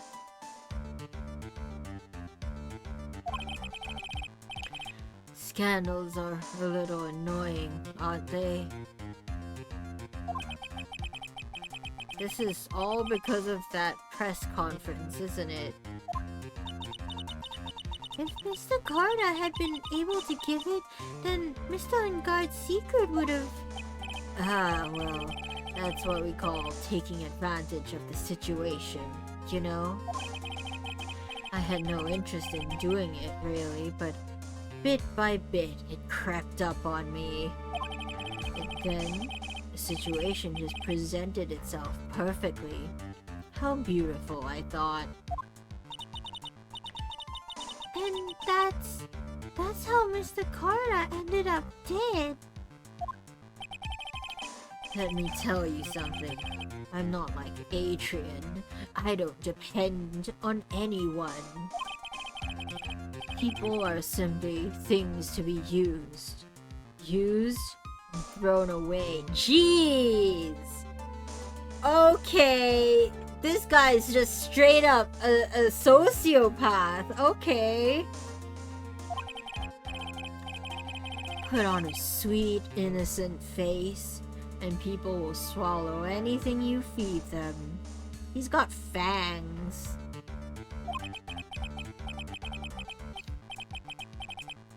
Adrian fell for it, the assassin too. Oh, and how can I forget? Even you fell for it, Mr. Lawyer.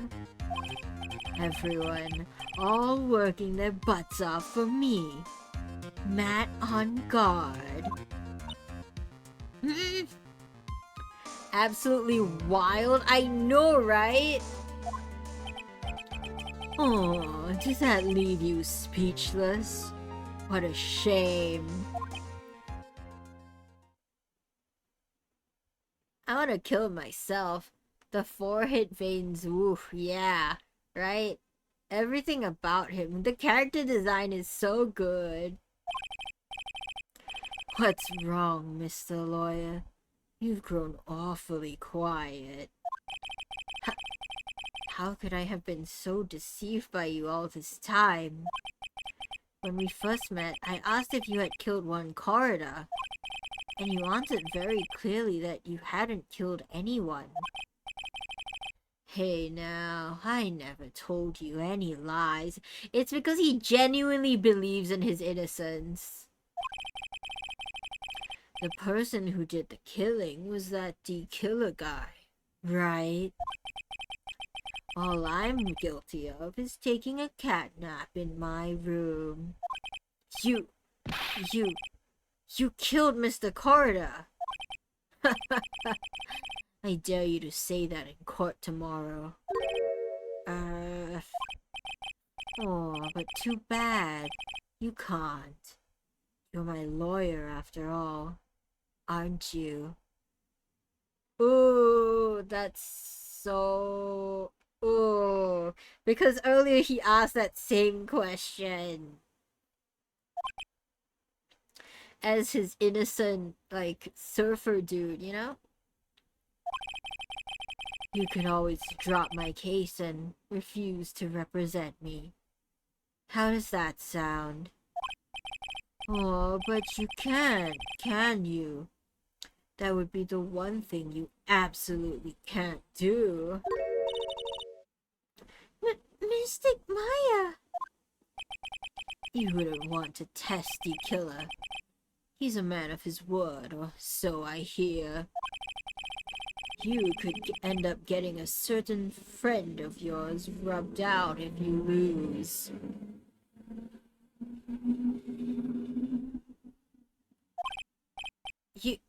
You scoundrel! So if I were you, Mr. Wright, Esquire, I think I would give it my all tomorrow. Remember, everyone likes a happy win-win resolution. I'll get you for this. That's such a cliche phrase. One said something just like that if memory serves. Of course, well, we all know how things turned out for him, don't we? Can Pearl channel Juan, pretty please? Hey Pearly, please do me a solid. Channel the victim. I need to speak to him. I need to know the secret. Good night, Mr. Lawyer. Maya, what am I supposed to do? And now you finally found it. Oh, this is Edgeworth. Now you finally found it.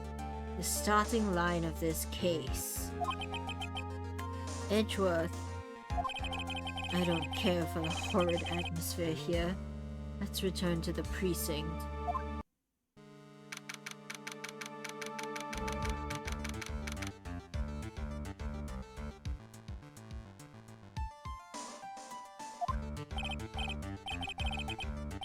Well, at least, chat, I'm justified in not liking Matt from the start, you know? I was justified. I didn't pity him once. Well, right? What are you going to do? You plan on changing your strategy. No! We can't do that! That's right, he's holding Maya hostage. What should I do?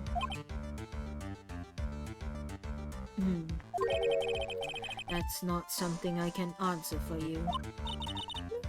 Mr. Edgeworth? Right. Only you can decide where to go from here. 1 year ago, at that time, I didn't truly understand what a prosecutor was. And that is why I had to leave the prosecutor's office. I felt that I couldn't stand in a court of law until I knew what a prosecutor really was. And now, Wright, it's your turn. My turn? What is this thing called a lawyer? And what can you do as one? You must find the answer, and you must find it on your own. I guess...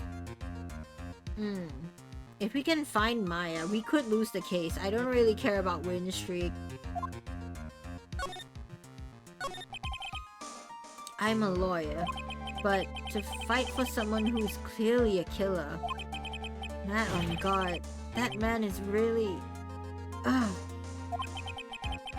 It doesn't matter who.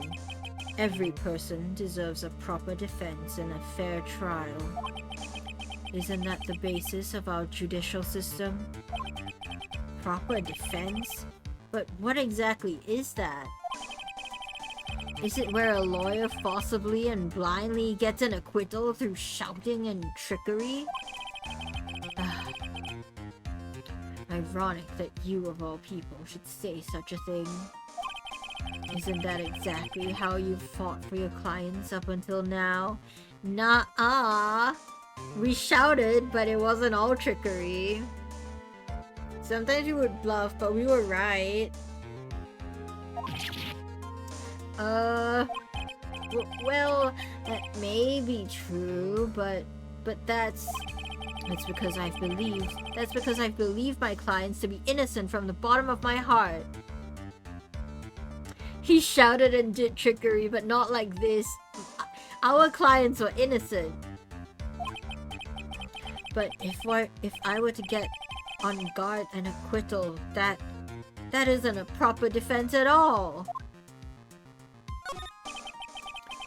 I became a lawyer because I thought I would see you in court, Edgeworth.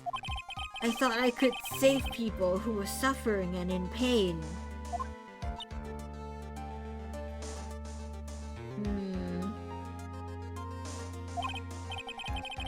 But when I look at this mess we're in, I can't even protect the person closest to me. Even if I win the case, I still lose in the end. I just don't know what to do. Right.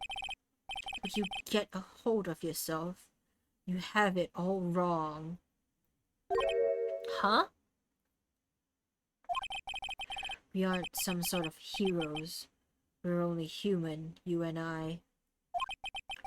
You want to save someone? That's something easier said than done, wouldn't you say? That's... You are a defense attorney. You can't run away from that. You can only fight. That's all you can do. People like you and Franziska von Karma are always using all you have to pin me down. You fight to the very end, even when you know the truth isn't with you. I'm not like you. I can't fight for a false verdict. For a man I clearly know to be guilty. Franziska, she fights for herself. The only thing she fights for is her perfect win record. That's all. And? Isn't that the same as you? Isn't that why you ran away a year ago? Because your precious win record was destroyed? You are so petty! Jilted exes, guys. They're exes. I see. Now I understand why you despise me so. However, you are mistaken. What do you... Thanks to you, when you sealed off my path to a perfect win record, they were on a break. I began to realize the error of my ways. I realized that things such as a perfect win record were meaningless. What? I don't believe you. Are you saying that is why you left the prosecutor's office? But then, why? Why are you here now? The answer to that is something you will find out on your own. I'm here because I'm in love with you, right? I have faith you will see it before the verdict is read tomorrow. But if you can't, then you will be powerless to change the ending of this story.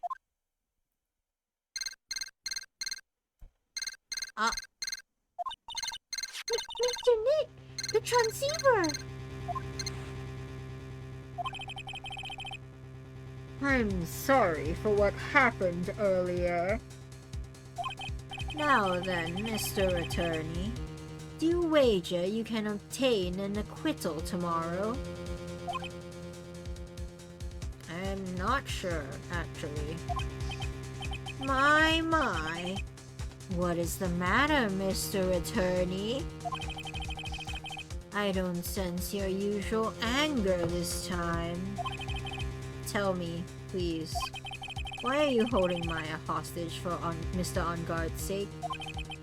Why are you doing this for that cold-blooded killer? Right?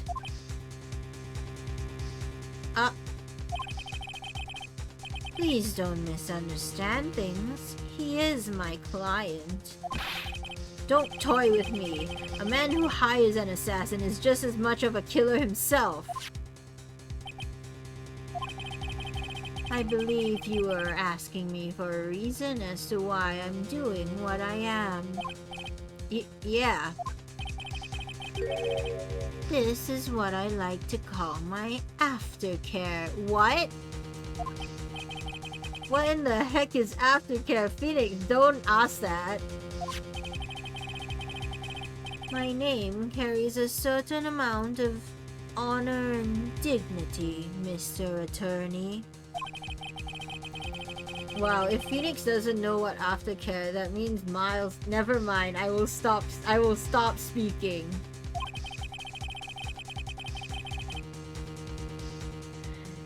That is what is called client relations, and it's a part of an assassin's duty. An assassin's duty? We were unlucky this time, and my client was arrested as a suspect. As a result, clipped? No! No! No clipped! What? No! And to ensure that you would do everything in your power to the very end. This is not what I set up my clip command for. What is your name? What? I believe I told you once before. However, you did, but my name is D. Killer. Shelly D. Killer. You're Shelly D. Killer?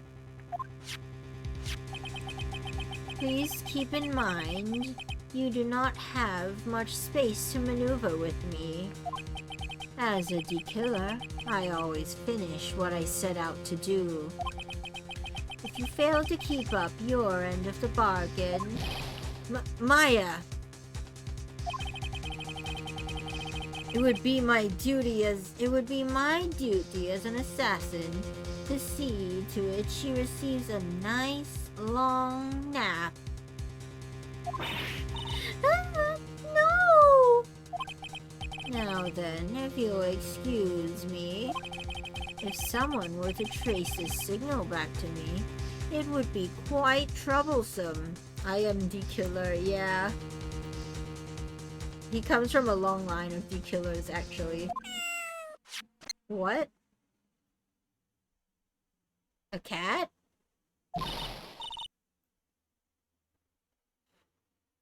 Mystic Maya!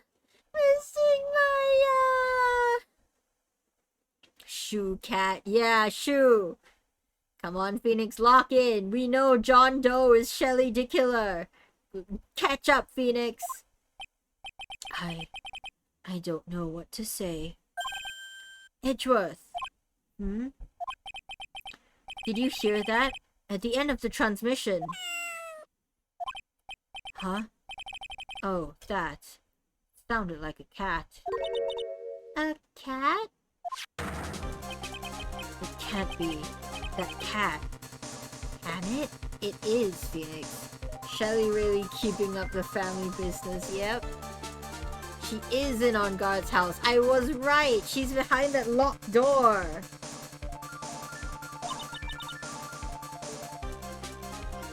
What is it? I think I know where Shelly the Killer is holding Maya hostage. Edgeworth, have all the police units head for On Guard. Have all the police units head for On Guard Mansion immediately. All right. You hurry over as well then. Don't lose hope yet, Pearls. The fight has only just begun. Yeah. Pearls, you should go to sleep. I got this, Pearls.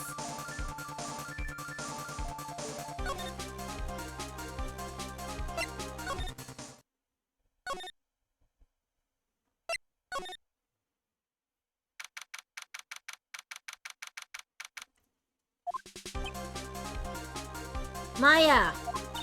Please answer us, Mystic Maya! We have this area completely surrounded. There is no way for him to escape. Assuming he's still in the area.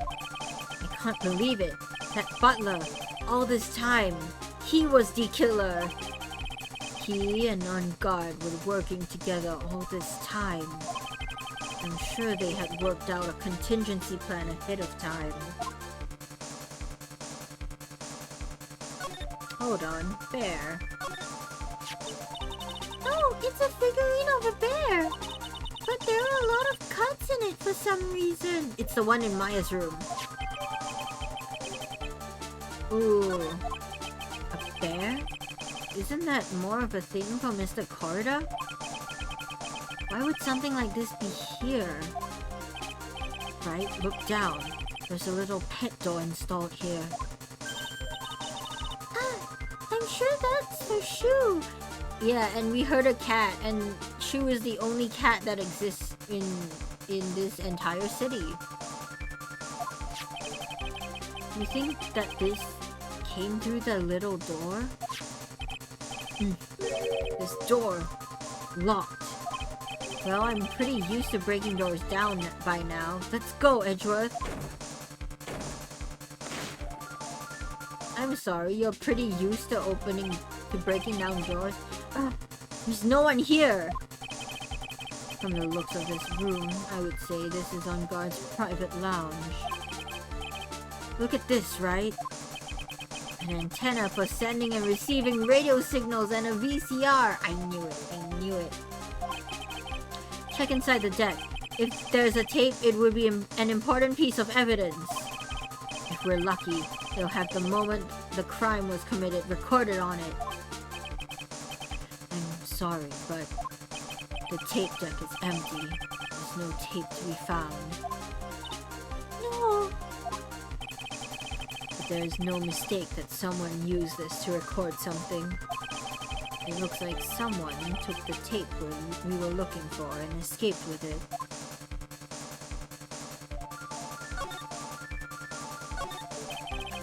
Guard's computer. Maya, I couldn't have used this to get help. Yeah, Maya. Jeez. Mr. Nick, where's the power switch? Oh, I get it. So that's what happened. She couldn't find the power switch. That's tragic. Maya's 18, by the way.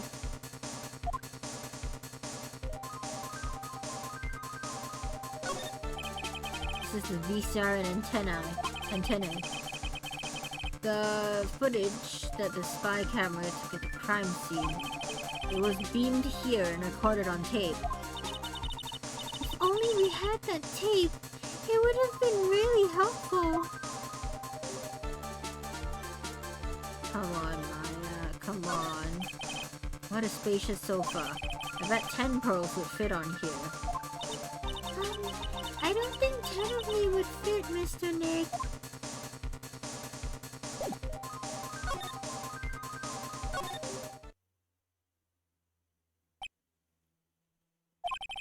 We searched all over, but it looks like he got away.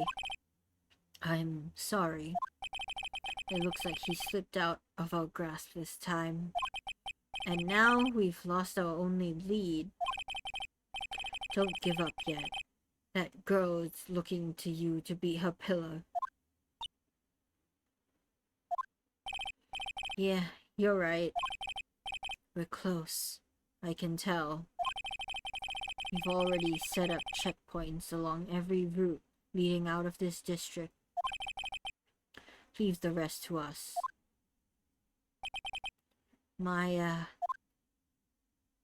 picture. This looks like a picture of Miss Impax. With love, Celeste. Miss Impax? You mean... Yes, Mr. Corridor's former manager. Why would a picture of Miss Impax be here in Mr. On-Guard's mansion? He was with her. He tried to get with her to get information, probably. Probably? Yeah.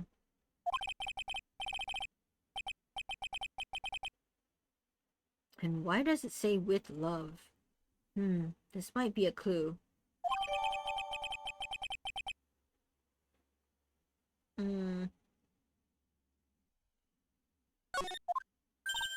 Ah! What's wrong, Pearls? Please let me see that photo, that picture frame. Huh? What's so special about the frame? On the back. There's something written on the back of the frame. Maya. Mystic Maya! She left us a message. What?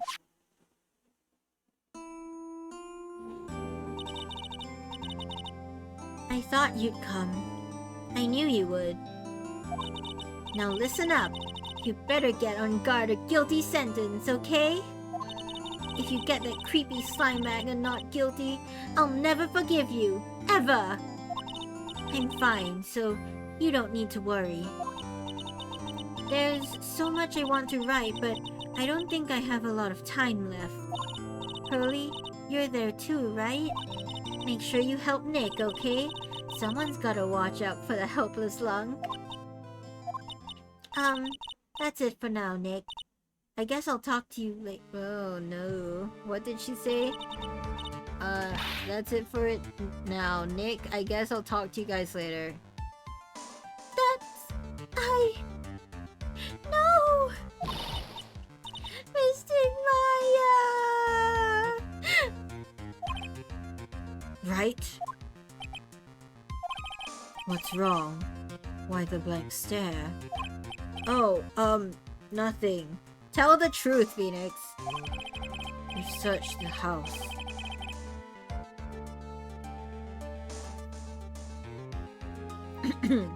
Sorry, I need to drink some water.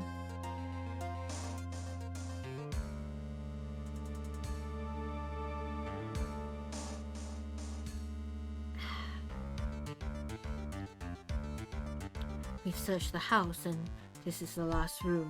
It looks like he eluded us. Edgeworth? Yes? As far as clues go, I think this is about all I'm going to get. But I'm still short on one last thing. And what is that?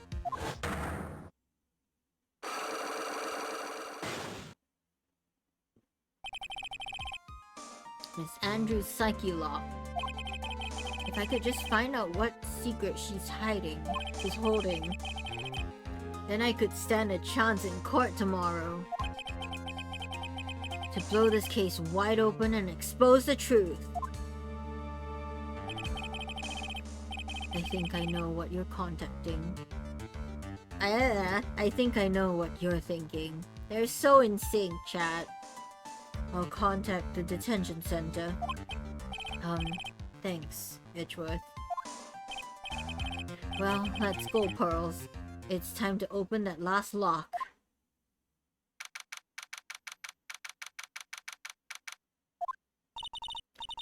Good evening, Mr. Wright.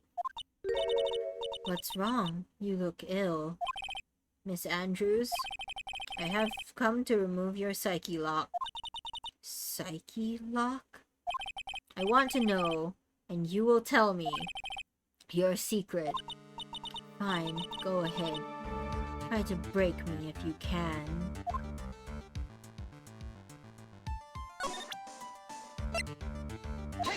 It has to be Celeste's photo, right? It has to be.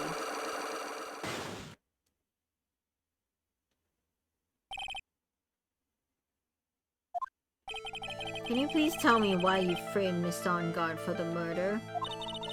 I already told you countless times. It's because I thought Matt was the killer. You were right, actually. You were right, and I am sorry I doubted you. But I never suspected you, I only doubted you. No, that's not it. I know you have a personal reason to dislike Mr. Dawnguard. Miss Andrews. You may think I didn't hear it, but I know you said something earlier. You said revenge. So are you saying I was taking my revenge out on Matt, and that's why? What an absurd idea. I don't have anything I want to take revenge for. Miss Andrews, a woman who lives by being dependent on other people. There is something or someone in her past that would make her take revenge. It's going to be someone. Something or someone. Take that! Celeste. There is only one catalyst that would cause such strong feelings and even revenge. And that is Miss Impact's suicide. But what are you trying to say? So Celeste was Juan's manager.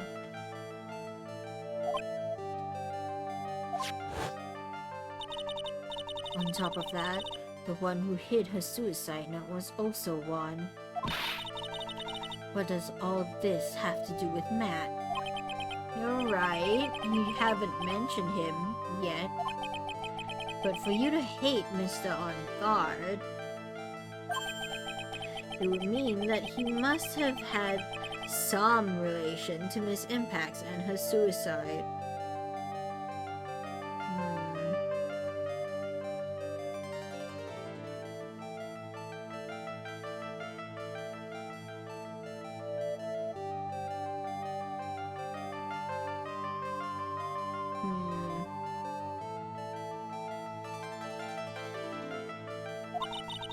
Can you explain to me this relation between Celeste and Matt? Yes, I can. So glad you asked, Adrian. Take that! This is a photo of Miss Impacts, correct?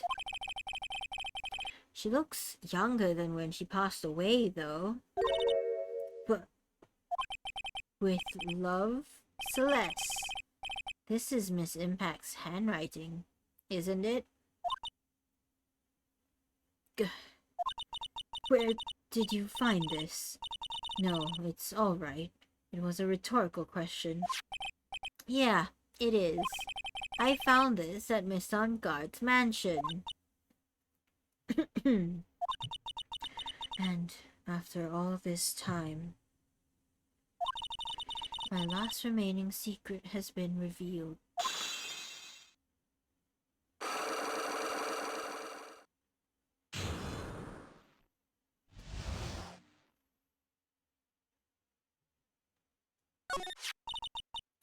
Celeste. She was supposed to get married to Juan. Yes, but I heard that it didn't work out. Because Mr. Carter didn't want to get married to her anymore, right? Yes, because of Matt. What did Matt do? Because of Mr. Onguard? What do you mean? I think I can see where this is going. They had an affair, didn't they? Oh no, chat. Celeste, she was Matt's manager a long time ago. She was the happiest woman in the world at the time. She was working part-time back then, and I often saw the two of them together. So that's why. With Love Celeste is written on the frame of that picture. They were a couple, weren't they? It wasn't anything as splendid as that. Celeste was being used, toyed with until she was thrown away. That's so horrible. Matt's entire image is built around how nice and wonderful of a man he is. A scandal would have destroyed that. Which is why Celeste, in her kindness, moved over to Worldwide Studios. And that is where she met Juan. She seemed really happy with him, even happier than when she was with Matt. Celeste and Juan were such a good match, they were even planning to get married. And then, it was suddenly called off. On the night Juan called their marriage off, Celeste, she killed herself. And that's why I framed Matt. It was revenge for Celeste and for myself.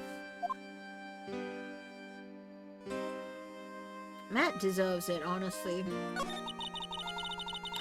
I'm sure you can guess why Juan called the wedding off, right? Matt confessed to Juan about his relationship with Celeste. I see. So that's what happened. But then why did Mr. Carter have to call off the wedding? I don't understand at all. It was probably because of his worthless male pride. Dang. The villain of this whole arc is worthless male pride, chat. This game released in 2002. Juan and Matt were always fierce rivals. Matt waited for the wedding announcement and then unleashed the truth on Juan. He was aiming for when it would hurt Juan the most.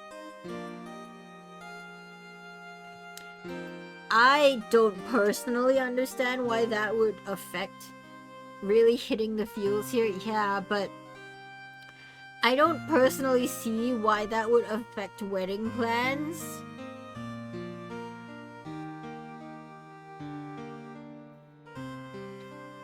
Like, they were kind of like in a situationship or like hooking up, I guess, which hurt Juan? Poor Miss Impacts. wasn't the end of it. That day, I'm almost certain that Celeste left a suicide note behind. And in that note, she left a detailed account of Matt's various misdeeds, and so that she would never again be hurt by Matt, she chose to die. Then, when Juan discovered her body, he hid the note.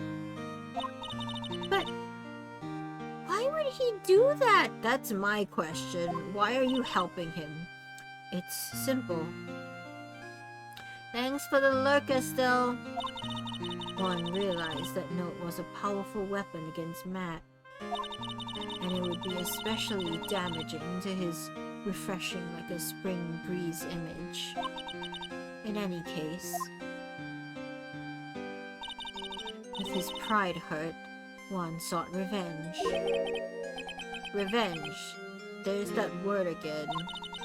Juan wanted to publicly disclose the contents of that suicide note. At a time that would cause Matt the most damage, of course. And that was at the press conference after the stage show. I know all about it, because I heard it all from Juan. It was so I could find out all about this that I drew close to Juan to begin with. They're quite a pair of hideous monsters, aren't they? Even Celeste's death was something for them to use in their game. That night, when I found Juan's body, it was only natural that I thought the murderer was Matt. Those two were always spying on one another, after all. As for me, I was frantically searching for Celeste's suicide note. I wanted to destroy it before it ever went public. I was going to burn it. I had even brought a lighter. But I couldn't find the suicide note, and that's when revenge crossed my mind. Yes, I was going to bring them my own kind of cruel revenge. Honestly, go Adrian.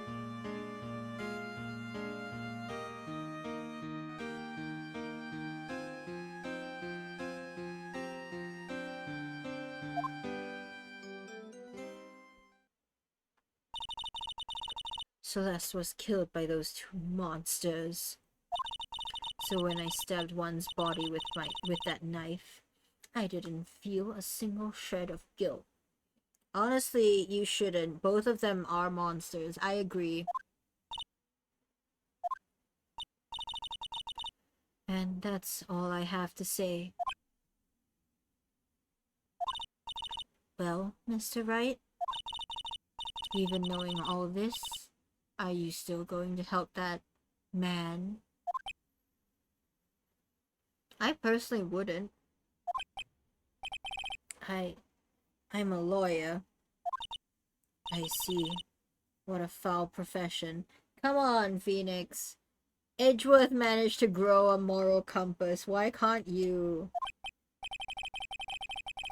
Thank you very much for your time and for talking with me. It was no big deal. I couldn't sleep anyway. I can't sleep either. Not with Maya's situation or with what I know now.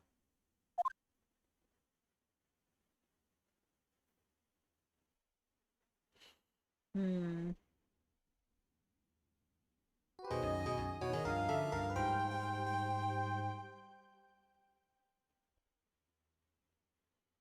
Hmm.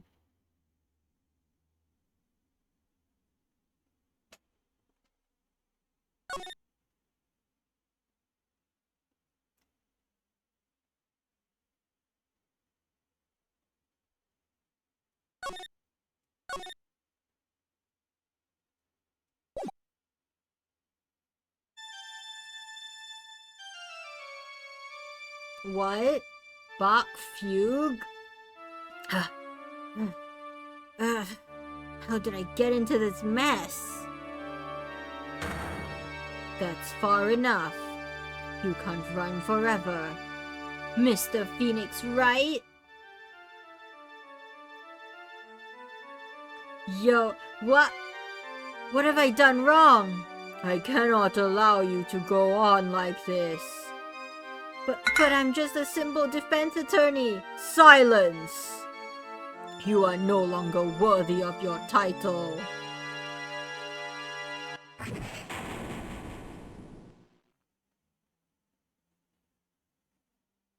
Did I come into a wrong time? No. I've had this dream before. Someplace, some time ago. As if this day was written into my destiny. Today, I'll stand in court as a lawyer.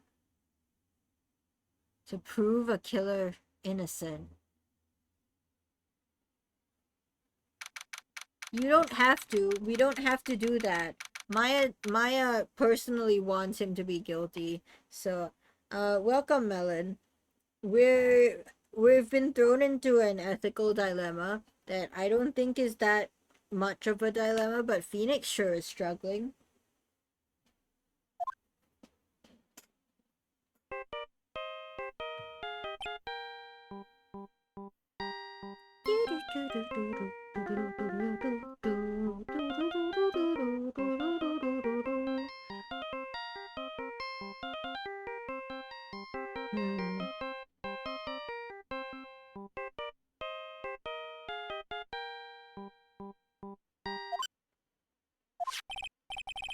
Hello, this is Phoenix Wright.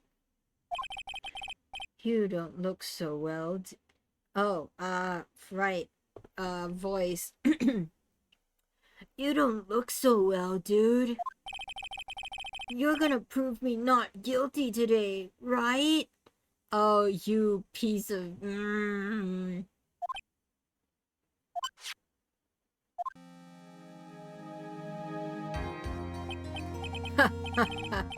If you please, Mr. Lawyer. Remember, it's not just me.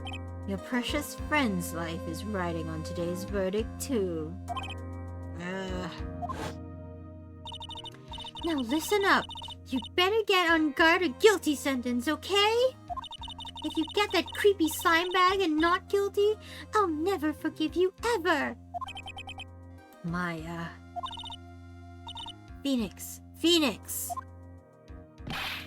Mia. Maya, how's Maya?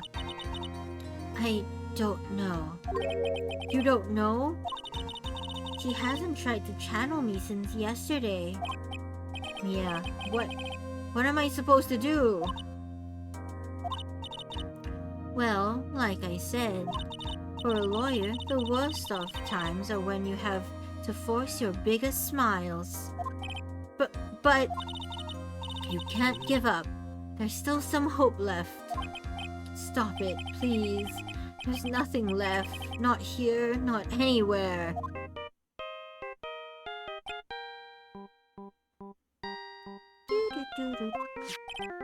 It's that cursed on guard again. Will you leave me alone? Look, don't call me anymore. I mean it. You're really mean, pal. Gumshoe, I'm really sorry. Where are you? They let me join the investigation team and we're chasing after the killer, pal. Then you have some sort of lead? Sorry, but right now we've got 0 leads on the guy. But we're not gonna give up. Gumshoe. Until the trial is over, until the verdict is handed down, we're going to do anything and we're going to do everything we can to find the killer. If we can get Maya out, then you can get on guard the guilty verdict he deserves, pal. That's true. I could do that if they found Maya first. You got that? So you have to do whatever you can to make the trial last longer. Okay, so the strategy is stall. Gotcha. I will press on every single statement. I have to make the trial last longer? If you go at Mr. Edgeworth with everything you've got, then you two can draw it out. Oh, now I get it. I believe in you, pal. You and Mr. Edgeworth can do it. I'm sorry, but Gumshoe telling, I'm so sorry, Chad, but Gumshoe telling Phoenix to work with Edgeworth to make it last as long as possible is such a sus thing for him to say. So, believe in us. We're going to give it all we've got. Just like you. Got it. Thanks, Gumshoe. Hey, Phoenix. You understand now, don't you? You have something money will never be able to buy. Friendship, and also love from Edgeworth. It's the strongest weapon in the world, and you have it in abundance. Yeah. Really? The moral is friendship is magic? That's so silly.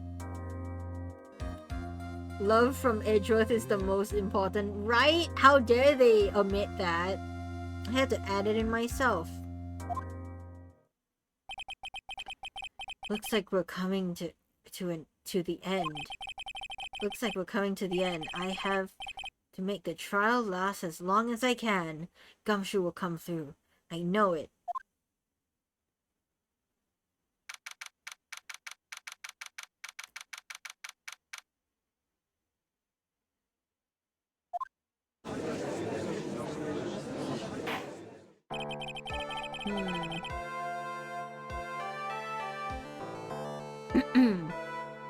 Court is now in session for the trial of Matt on guard. The defense is ready, Your Honor. The prosecution has been ready for a while, Your Honor. Now, as I recall, we concluded yesterday's session with a big mystery on our hands. The mystery being, what exactly was Miss Adrian Andrews' role in this murder? That is to say, is she really connected to the crime itself? Mr. Edgeworth, if you would please inform the court of today's proceedings. Adrian Andrews. She forged evidence that threw suspicion onto Mr. On Guard,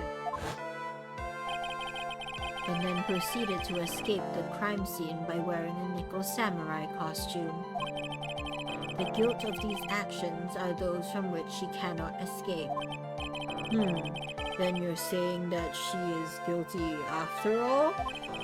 I'm not finished, Your Honor. It's nice to know that Edgeworth's got us. You know, he's helping.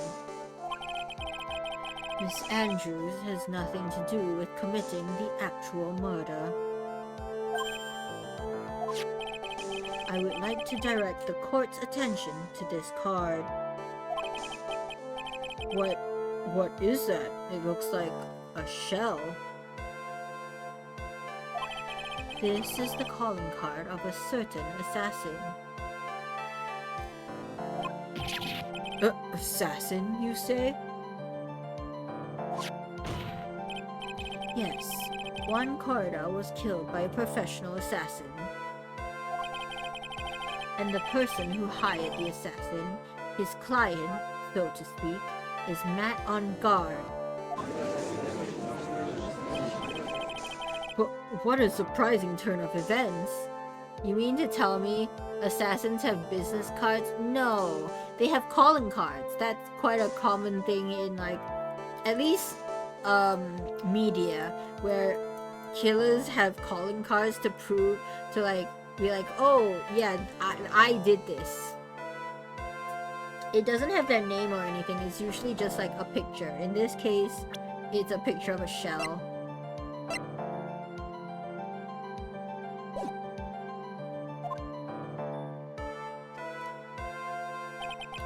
I would think it's become commonplace by now, Your Honor.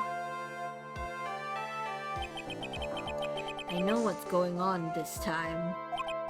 so I know that everything Edgeworth has said is true.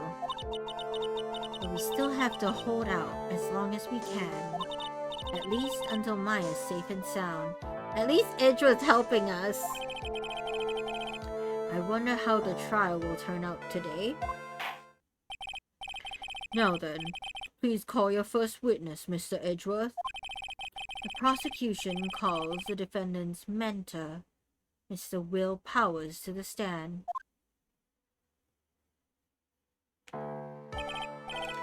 Now then, witness, your name and occupation, please. Okay. I'm, Will Powers. I'm a poor, underpaid action star. And what is your relation to the defendant? Well, I guess I'm sort of a lousy mentor to him in a way, yeah. Mr. Powers, please, you don't need to put yourself down so much. Oh, sorry. Well, but I'm just kind of a nothing sort of guy. On the night of the murder, you visited the defendant's room. Is this correct? Yes. I didn't know that. But, you know, I didn't actually get to see Matt when I went. All you need to do is answer what you're asked. Now then, I would like you to please testify about when you went to Mr. Unguard's room. Okay, sure.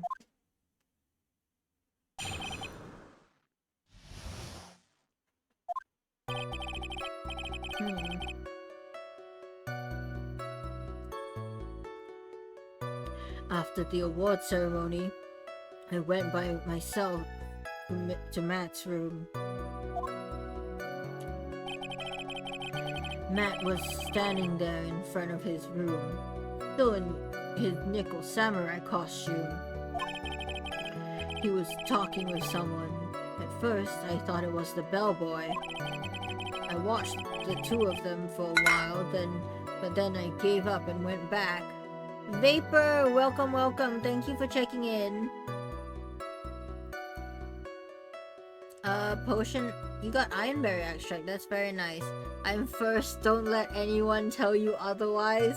Ah, yes, my first viewer to my 2.5 hour stream. Welcome, welcome. Wow, it's such an honor. I have one viewer. That's crazy. I've been talking to myself for 2.5 hours until Vaporwave Axolotl joined my stream. You sound kind of low today. Yeah, I'm doing voices, Vapor. Dang, I can't believe I lost the Vapor. Yeah, step up your game, Melon. Vapor is too quick. He's supersonic.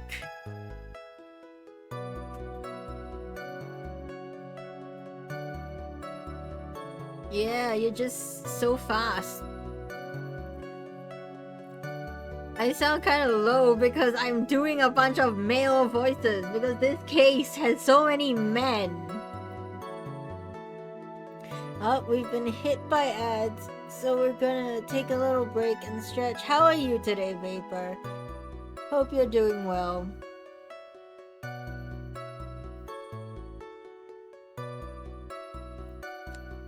Earlier, I took a nap without and I forgot to set my alarm, so I could have overslept, but I didn't.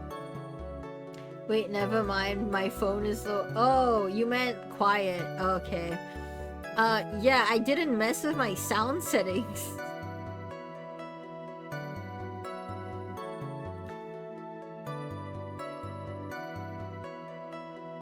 Dang. Vapor just blaming me on the tech skill issue. Wow, unbelievable.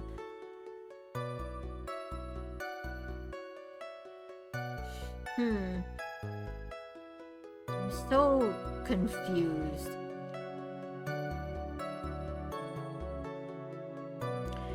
So, just to catch you up, Vapor.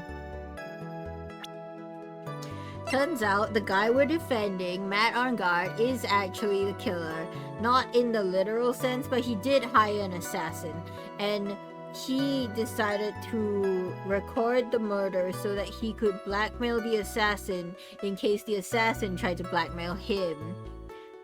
He's actually evil, and I called it. I never liked him.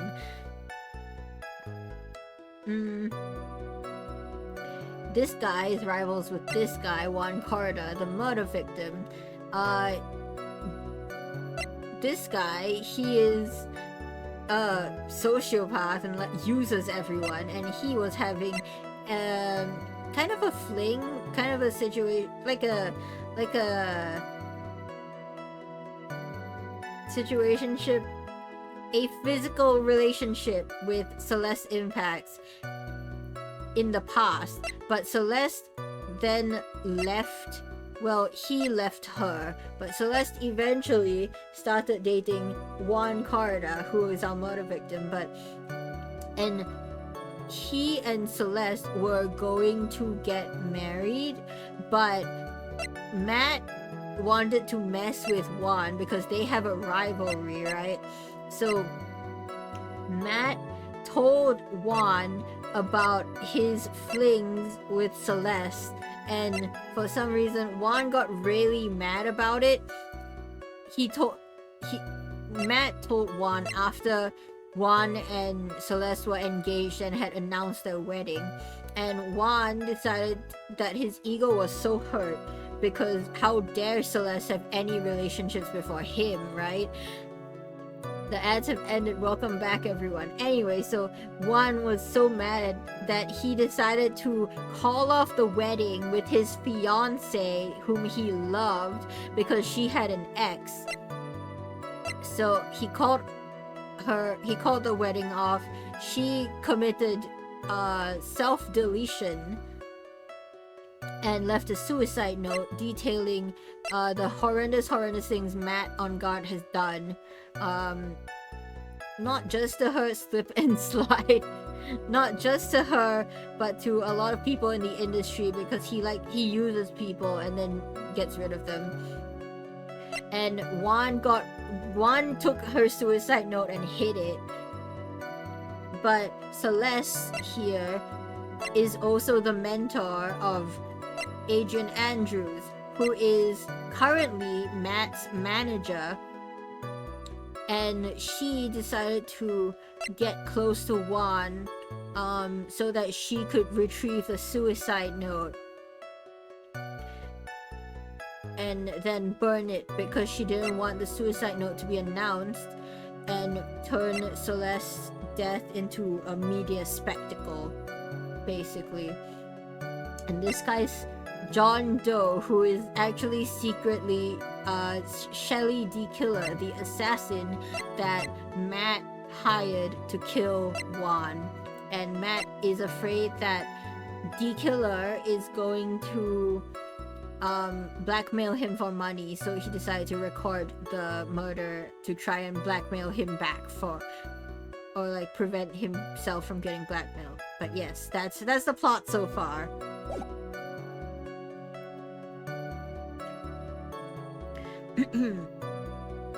I watched the two of them for a while, but then I gave up and went back. I had guests with me that night, and I couldn't make them wait for me. Oh, yeah, we were the guests.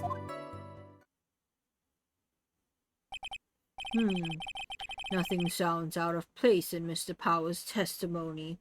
I'm going to press anyway. And talking with the bellboy is no big deal. If one assumes that the person Mr. On Guard was speaking with was an ordinary bellboy. What are you implying?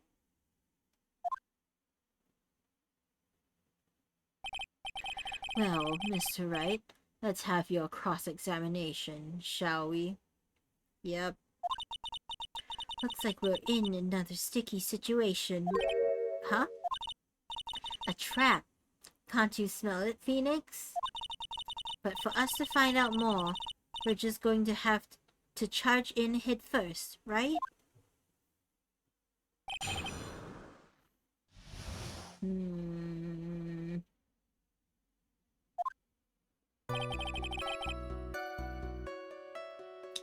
What did you go for?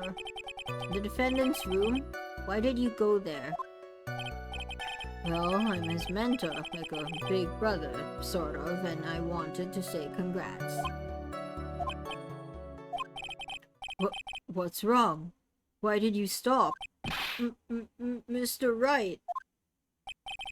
What is it? You're going to try to trick me into a corner, aren't you? Huh? I know I'm just a poor, underpaid action star, but I'm not the killer, we know! No one said you were, Mr. Powers. No, please, don't trick me!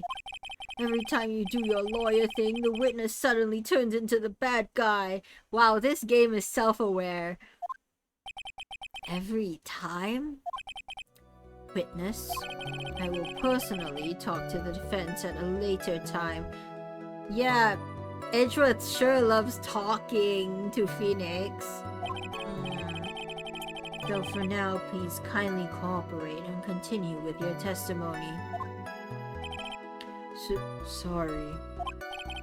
So you went to the defendant's room and then? Hey, wait a minute. When and how did I suddenly turn into the bad guy here? Still in the nickel samurai costume.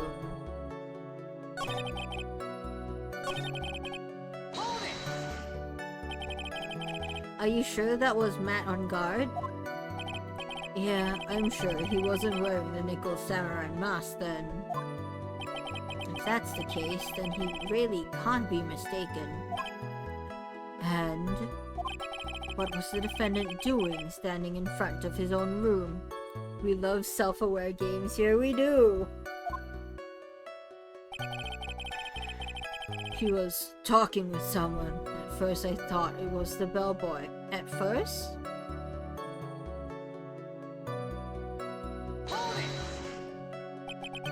At first? What do you mean by that? Well, he was in a bellboy-ish uniform when he had a bottle of juice on a tray. Sounds like an ordinary bellboy to me.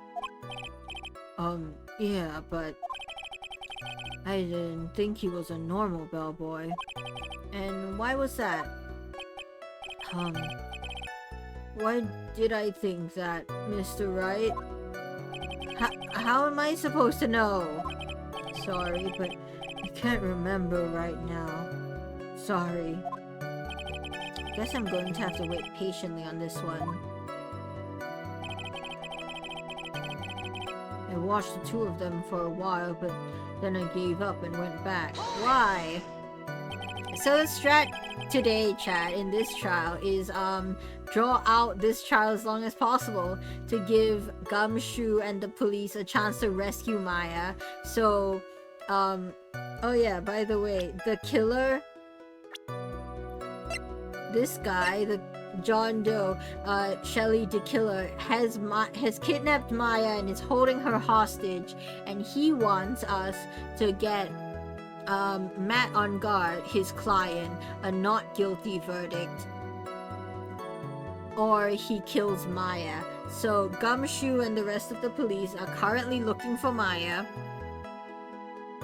and we're supposed to buy time, so once they rescue Maya, then we can go ham and get him a guilty verdict.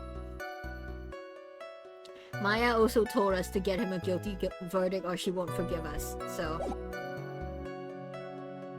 You saw the two of them, the bellboy and the defendant, together, correct? Yeah, the bellboy just wanted to say congrats. Now, while you were watching the two of them, did you notice anything strange? You know, I did feel something weird. I think it was because Matt, well, he gave the bellboy a tip. A tip? but that's a perfectly normal thing to do. So, how long did you watch the two of them? Not more than a minute or two, I think.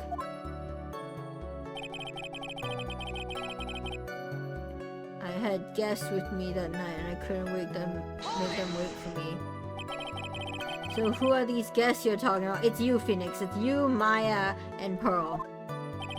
You guys, of course. You and Maya and little Pearl. I thought it would be really rude since I invited you guys if I disappeared on you. So I went back to my seat pretty soon after seeing Matt in the hallway. This is like squeezing water from a stone. It's probably pointless to press further. Do you remember this incident? Did Mr. Powers leave his seat that night? I don't remember that happening at all. Is that so? Maya was making such a racket in her hyper state. I ended up focusing on her. I see. In any case, from his story, he probably wasn't gone for very long.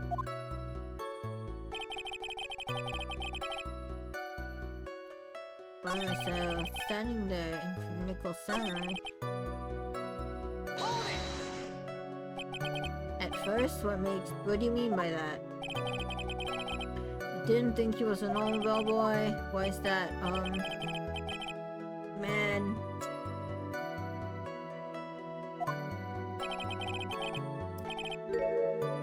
How am I supposed to know? Hey, wait a second. Actually, Mr. Powers, only a few minutes ago you stated... you know, I did feel something weird. I think it was because Matt, well, he gave the bellboy a tip.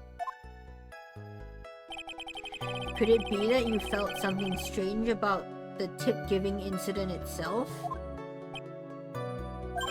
Ah, yeah, that's it. You really know your job. Mr. Edgeworth. Yes, Your Honor? This bellboy, he wasn't an ordinary one, was he? Perhaps we should let the witness tell us. Very well. Mr. Powers, please amend your testimony. You mean about the bellboy, right? Matt gave the bellboy a tip. So he gave the bellboy a tip. What's so strange about that? Well, you see, Matt's not a poor penny pincher like me. I was trying to figure out how much it was because the tip really shocked me.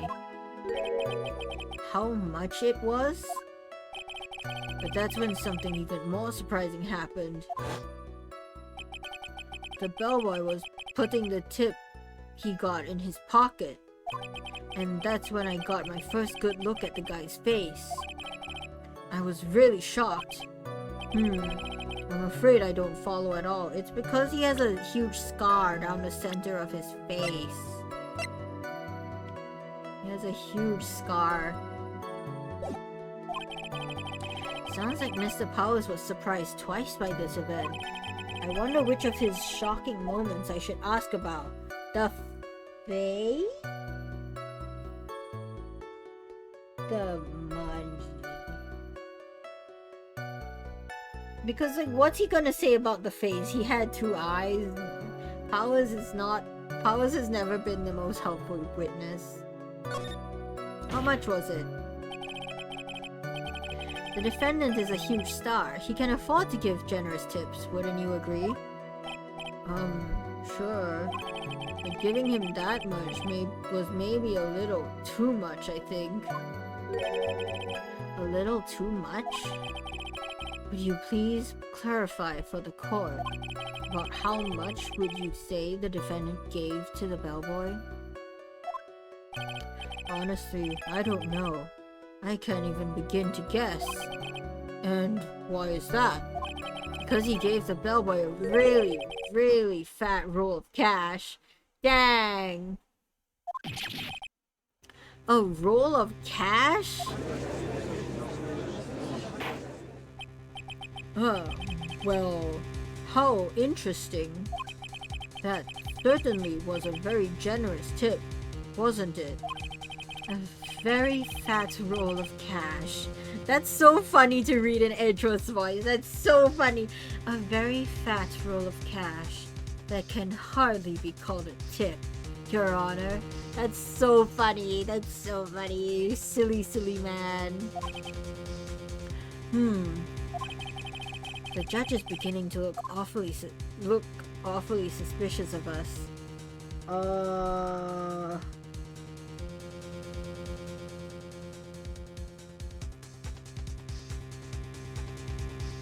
Raise an objection. Objection! The defendant is a superstar. That kind of tip is typical fare for people like him. Objection! Are you saying that all superstars are super spenders? If I could receive large rolls of cash by simply bringing people things on trays, then why on earth would I be standing around here prosecuting? You and me both, Edgeworth. I too would like to receive fat rolls of cash for giving people tomato juice. Room service, you know? He's got a point. I don't even get paid, let alone rolls of cash for all my hard work.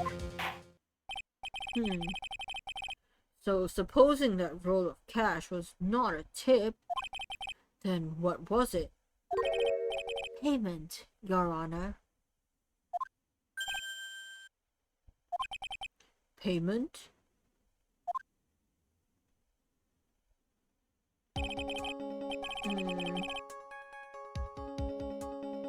Isn't it obvious? For the murder of one corridor.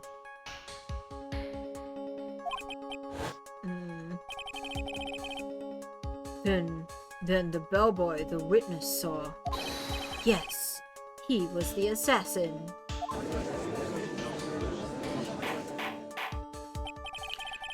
Hold your horses now, Mr. Edgeworth. You don't have any proof of this, do you? Have I ever been unprepared to support my claims, Your Honor?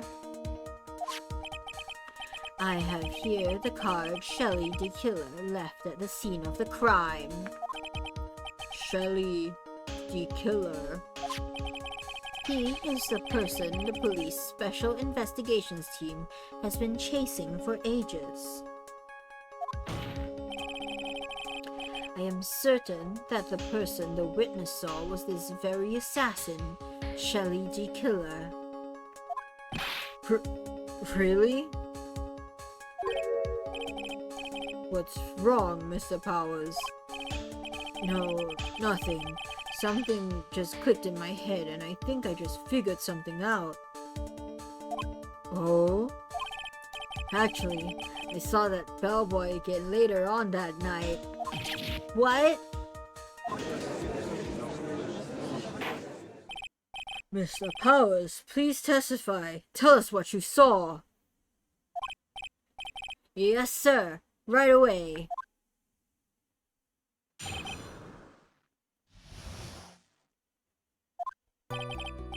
This time, I was in that hallway because I had to go to the bathroom. And that's when I saw that bellboy. And that's when that bellboy I saw earlier come out of the room. Of course, when I say room, I mean one corridor's room. Now that I think about it, that bellboy did seem kinda out of place. Yeah, so he had to be the assassin. I'm sure of it. I mean... You mean?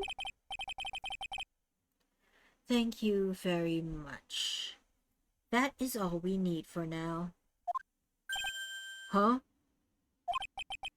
But I'm not done. There's still more. Let us first establish that the bellboy was truly Mr. D. Killer. Then we shall see. So the bellboy came out of the victim's room.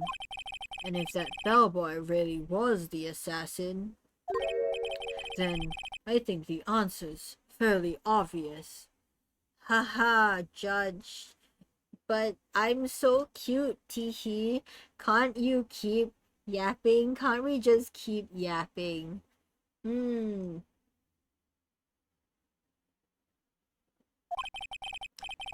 That would be correct, Your Honor. Well, Mr. Wright, I believe it's your turn to entertain and make us laugh. Wow, thank you so much, Edgeworth. That's so kind of you. Ha, ha, ha, ha. This is no laughing matter. Wonderful.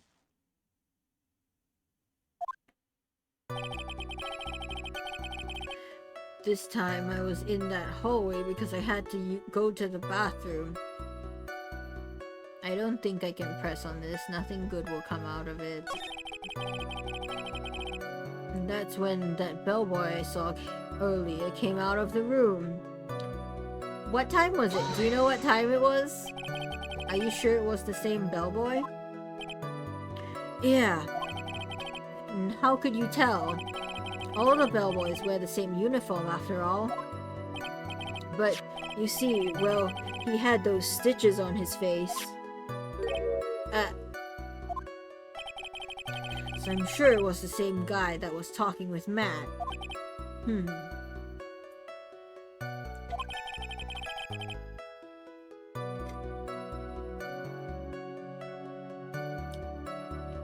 So, which room did the bellboy come out of?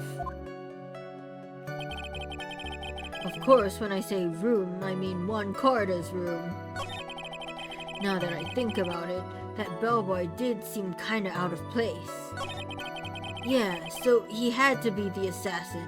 I'm sure of it. In any case, if that bellboy was the assassin, it would be very bad for us. But he really is the assassin, you know? Yes, but you can't give in yet. If you want to prolong this trial for as long as possible, you're going to have to pull some cheap tricks on this one.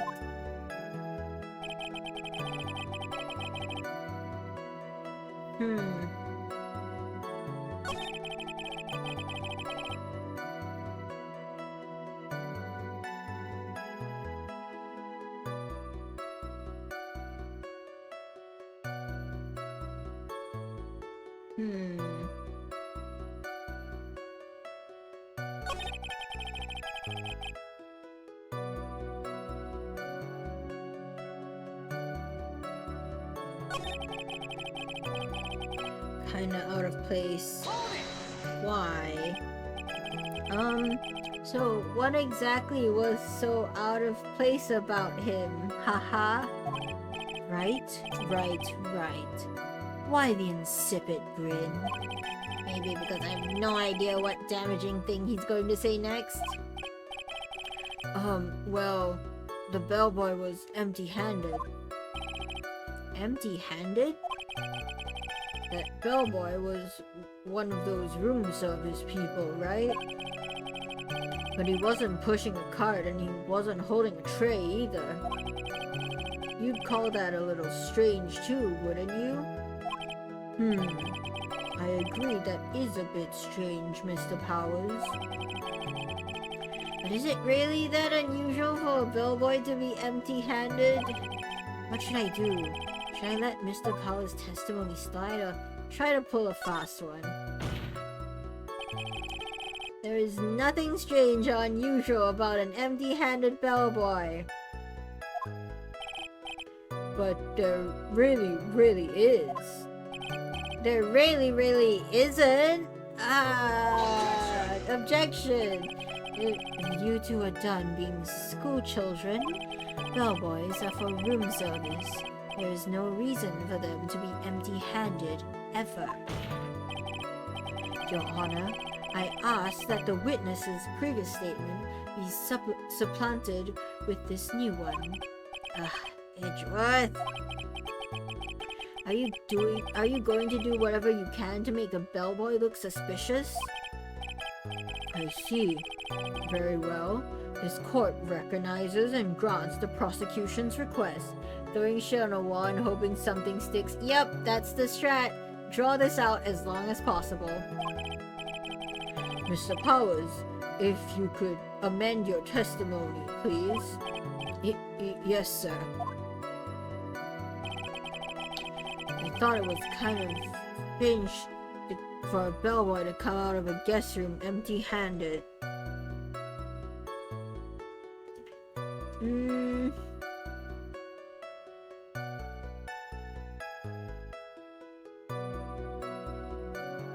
Can I present something? What about this? Mr. Powers. Yes? You're easily influenced by other people's words, aren't you? As soon as you heard that the bellboy might have been the killer, you got caught up in believing it must be true. But, isn't he really suspicious? He's got all those stitches and... So, a baseball has stitches. You are grasping at straws, Phoenix. Are you saying all baseballs are suspicious because they have stitches? Phoenix! Phoenix is talking out of his ass. That's crazy. Yeah, he is. Go. Well, there's also... I mean, what about him being empty-handed? I would like to ask the court to please take a look here. Look at this photograph. This is the crime scene. There is a wine glass sitting next to Mr. Carter's body. The liquid inside this glass is tomato juice. And now, if you look at what's on top of the table in the lower right corner here, anyone can clearly see that it is a tray with a bottle of tomato juice on it. The bellboy had just brought this to Mr. Carter's room. He left the tray in the room, which is why he was empty-handed when he left. But that would mean that the bellboy had seen and left a dead body in the room. But can you prove that Mr. Carter was already dead at that time? Mr. Edgeworth. Yes. I blame you for leading me down this route. I'm terribly sorry. What is with him? Why is he laughing? Witness, isn't there one more thing you would like to share with us? Is there? The bellboy was empty-handed, or should I say empty-handed. I recall you had something interesting to say about his hands. Oh, yeah, I almost forgot. You almost forgot? Huh? What? That bellboy, he was wearing gloves. Gloves? Yeah, pitch black leather ones. All the other bellboys don't wear gloves like that, right? Black leather gloves. Why didn't you mention them earlier? Sorry, it slipped my mind. Oh boy, does this make the bellboy look really suspicious. Yeah, having that information earlier would have been nice. Will? Alright, gotta focus. I can't get lax here. So what if he had gloves? A lot of bellboys wear gloves. Come on, Mr. Wright. That bellboy was wearing black leather ones. So, a foot ball is made of leather. Phoenix! Phoenix! Are you saying that all footballs are suspicious because they're made of leather? This man is unbelievable. What is Phoenix smoking? Because I want to know his dealer. This is pure desperation. But that man, he received a large roll of cash from the defendant. And then he was seen leaving the crime scene wearing black leather gloves. I don't think that even someone like myself can believe he was just another bellboy.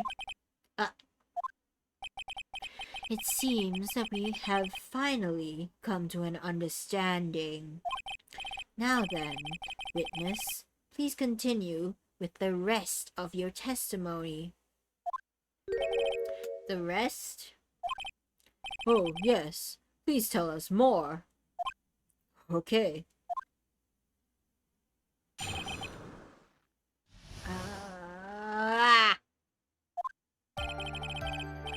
After leaving Juan's room, the bellboy went and knocked on Matt's door, just like that. He gave something to the person inside the room. Then the old guy just left without even going into the room.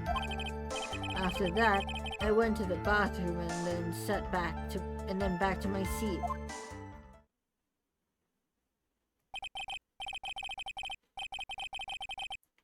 So the bellboy, after leaving the crime scene, went to the defendant's room?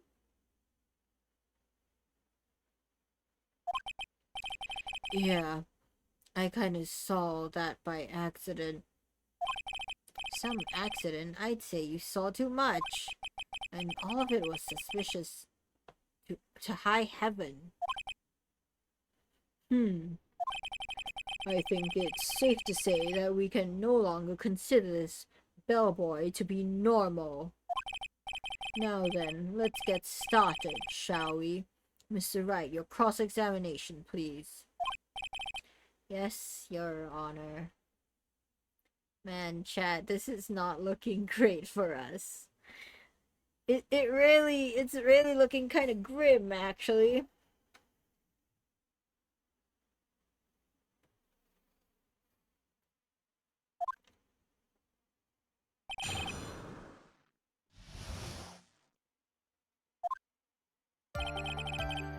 After leaving Juan's room, the bellboy went and knocked on the door.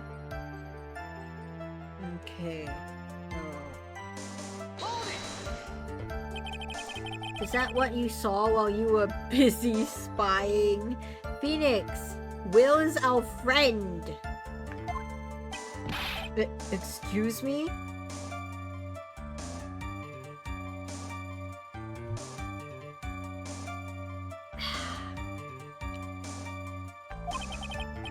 I may be poor, I may be a poor, underpaid action star, but even I wouldn't stoop to spying. Well, I think the point is where did you watch all this from, Mr. Powers? Oh, from the door of the bathroom with my left eye and a sort of sneaky spy-like. I knew he was spying. Please, does it really matter if he was doing it over or underhandedly? What did the bellboy do next? That's all I care to know. He gave something to the person inside the room, and the old guy just left without even going into the room. After that, I went to the bathroom. Okay,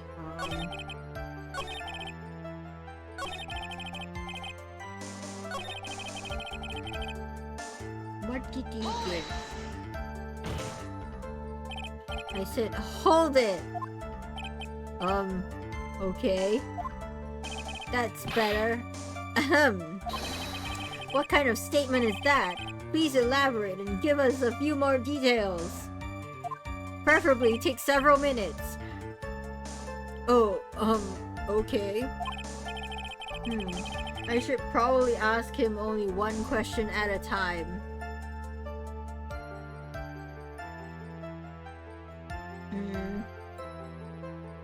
About the something.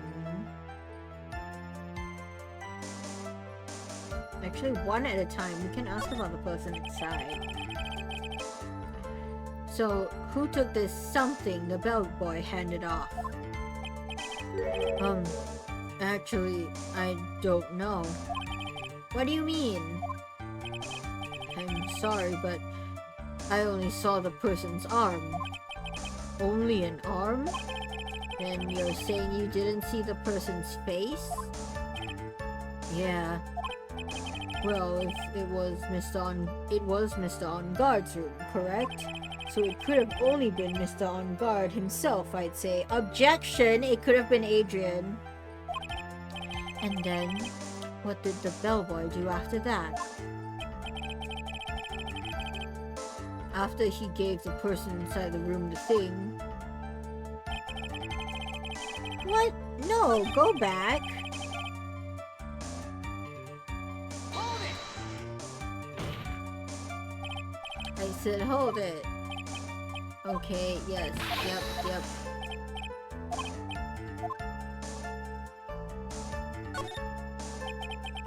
He gave something to this person? Yeah. And what was this something? If I remembered what it was, I wouldn't be calling it a something, would I? Damn it! Will! You need to tell us! You need to give us the information! What kind of witness are you? That's such a bad testimony. What do you mean? Oh, I saw him hand something to someone. I don't know what the something is, and I don't know who the someone is. How? Wow. That gives us zero information. Thanks, man. What? Why are you here then? Why are you here as a witness? But this implies that something was removed from the scene of the crime. Are you sure you really can't remember, Mr. Powers? I think it was something kind of small. I would like to summarize the testimony up to this point, if you don't mind. When the bellboy left the crime scene, he immediately went to the defendant's room. There, he handed a small item of some sort to the person inside. As for the person who received the item, all you could see was the person's arm. Yes, it was just like that. Mr. Edgeworth, is all this really that important? Of course, Your Honor. I think it is of the utmost importance. This is when whatever was removed from the crime scene was handed over to the client. It was a piece of paper. I know this. Well, Okana knows this. Phoenix doesn't. I know this. It was the suicide note or the script for the press conference. Mr. Powers, please try to remember what it was the bellboy handed off. Well, let's see. I think it was... No. If you remember, please add it to your testimony. Yes, sir.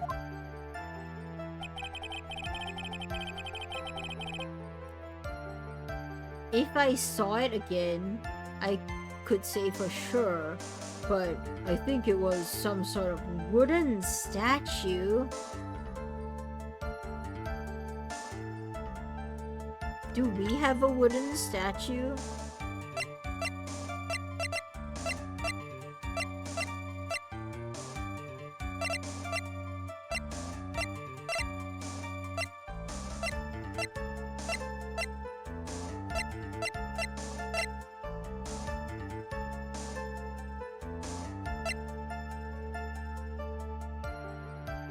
I mean, it's wood colored.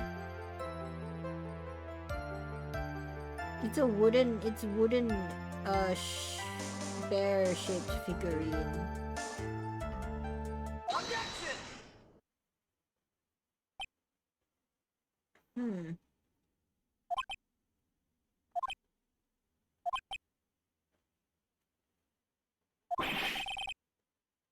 What was the point of that pregnant pause? Where did that objection come from? Well, speak up. It was me, Your Honor. Haha. What is it, Phoenix? I have a feeling that something bad is going to happen once I show this.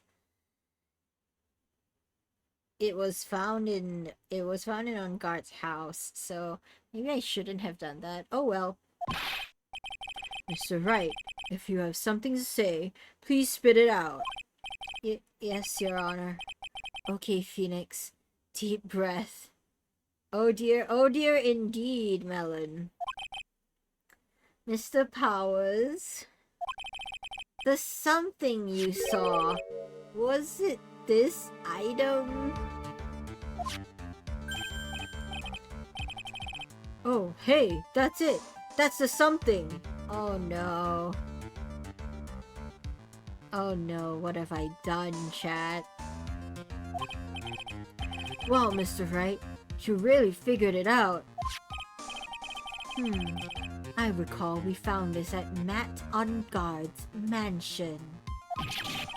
At the defendant's house? Yeah. It worked? Yeah, it worked. Not in the way I wanted it to. I was too focused on being right and not focused enough on stalling. So...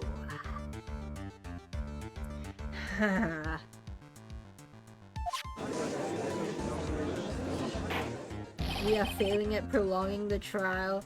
Listen... What does this mean? It's simple, Your Honor. Shelley D. Killer assassinated one corridor in his room, and then he stole his wooden bear from the scene of the crime. Then the bear being found at Mr. On Guard's mansion would mean... It goes without saying, Your Honor, damn it.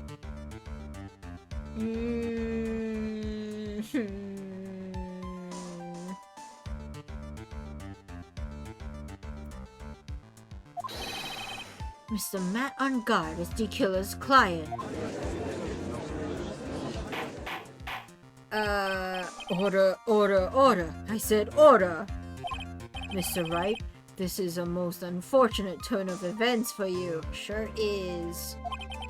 Yeah. Sorry, Mia. No, it's alright.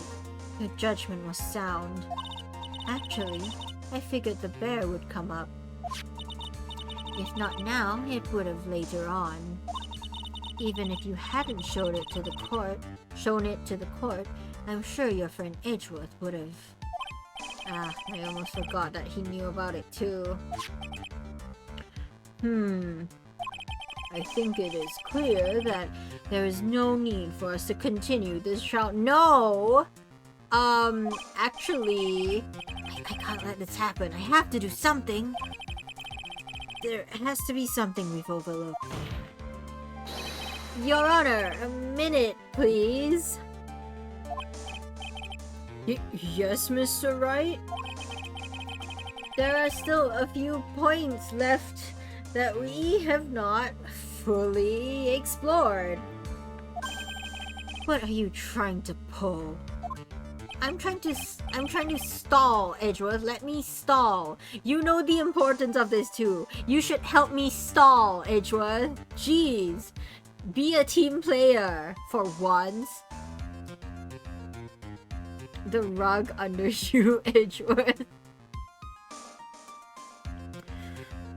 Oh, well, we can't have that. Alright. Mr. Wright, what questionable point would you like to explore further? The person who received the bear.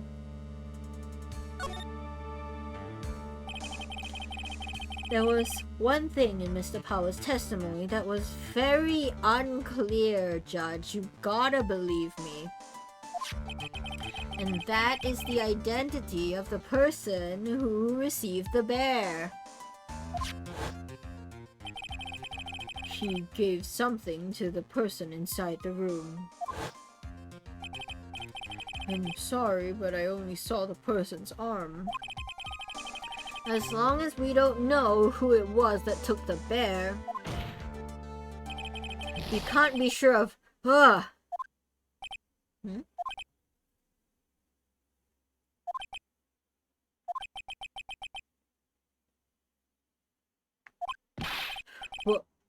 What is it, Mr. Powers? If you're going to scream like that, then at least give us a good reason why. Yeah, sorry. Actually, so... I remembered... Damn it! Damn it, Will! Why? I remembered who took the bear. What? Really? I mean, I only saw his arm, but the arm, it was the Nickel Samurai's arm. I swear it. Damn it, chat. Brr. No! Stop remembering! You're so right, Melon. Stop remembering. You don't need to remember. Stupid idiot. Why would you go get it in costume? You've gotta be kidding! Are you sure of that, Mr. Powers? Yeah, I'm sure it was the Nickel Samurai.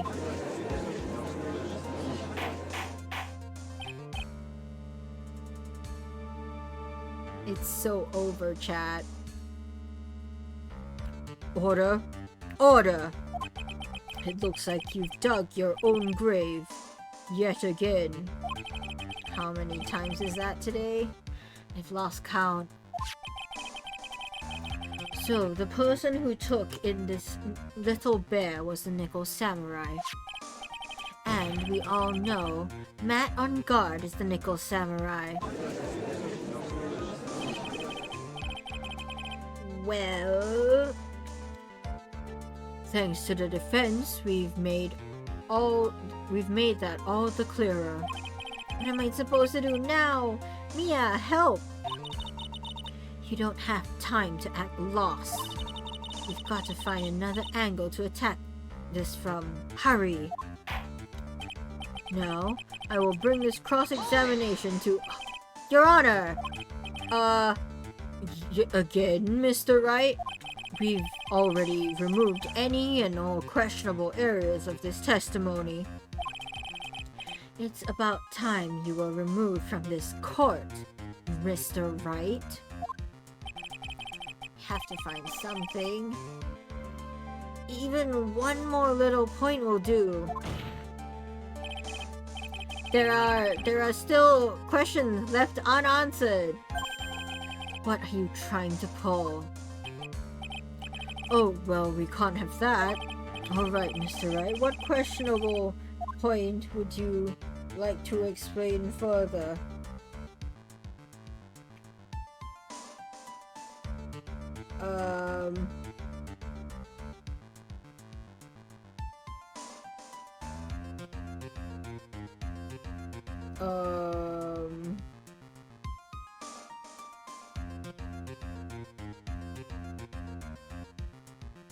The bear. I think it's fairly obvious that the bear itself is very questionable, Judge. The bear, Mr. Wright? This was found at Mr. On Guard's mansion.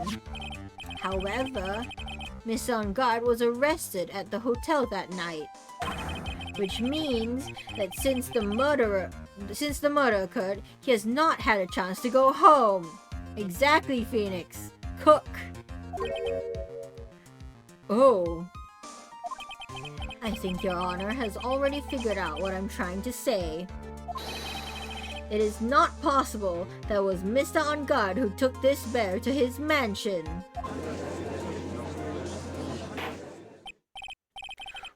Why, that's very true. We didn't consider that point, Mr. Wright. Yippee! Relive another minute! There was no way, time-wise, for the defendant to have taken this bear home. Phew! Objection! What did it say? Phew, disaster averted. It was... And then he objected. Gumshoe, hurry up! Gumshoe, we're running out of rope here! You haven't gotten the best of me yet, Mr. Wright. Aren't you supposed to be helping me? Huh? I remember it clear as day. I remember what you muttered to yourself at On Guard's mansion. We have this area completely surrounded. There's no way for him to escape. I can't believe it. That butler, all this time, he was the killer. Damn it, Phoenix! You can't, Edgeworth, you can't use that against me. You can't, I told you that in confidence. That was off the record. That was off the record, Edgeworth. How dare you? The killer and On Guard were working together, so to speak. Lies and slander.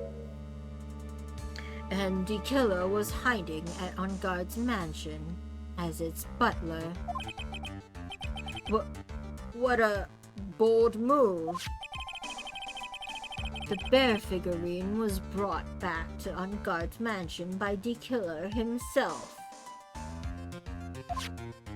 Oh my god, the bear was brought by the killer. When it looked like he was about to be arrested, On Guard had him do so. I assume it was because it would have been bad had the police found it during their investigation.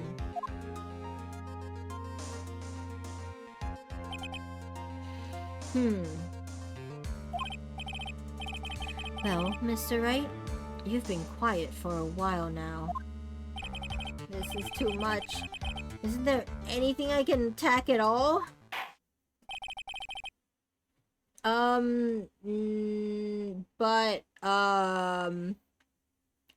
If Matt had a butler that he knew was going to be there, why did he send me to feed his cat? Answer me that, edgy boy. I think we've heard enough.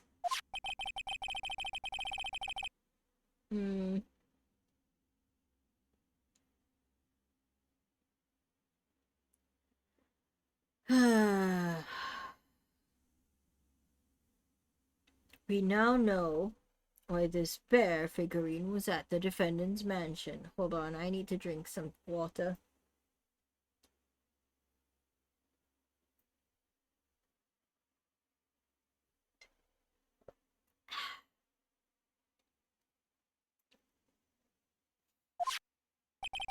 As well as who it was that received the bear from the assassin in his room. Everything has become very clear.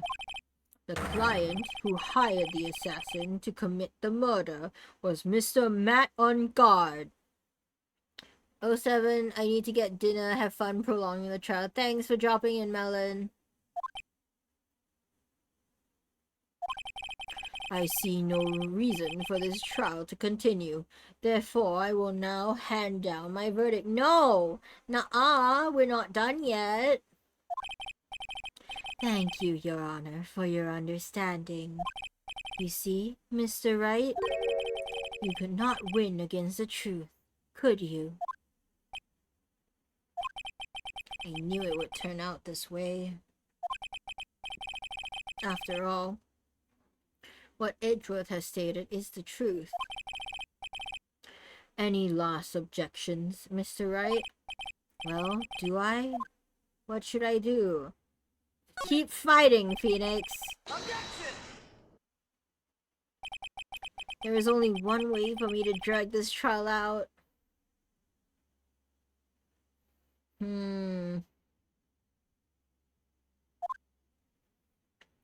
The only thing I have left is this one dirty trick, Your Honor.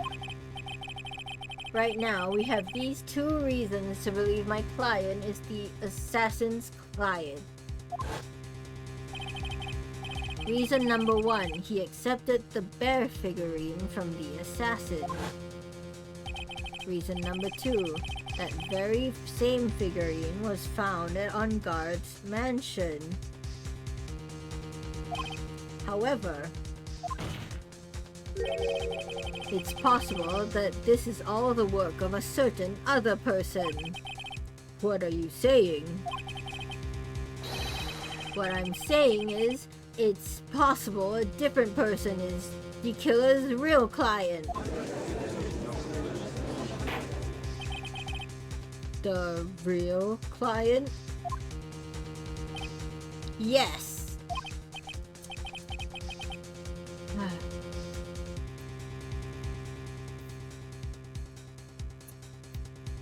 My mic doesn't pick up my tongue clicking, but I'm...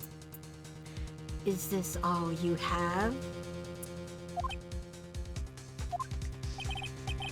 Now then, Mr. Wright, let's hear your theory, 03.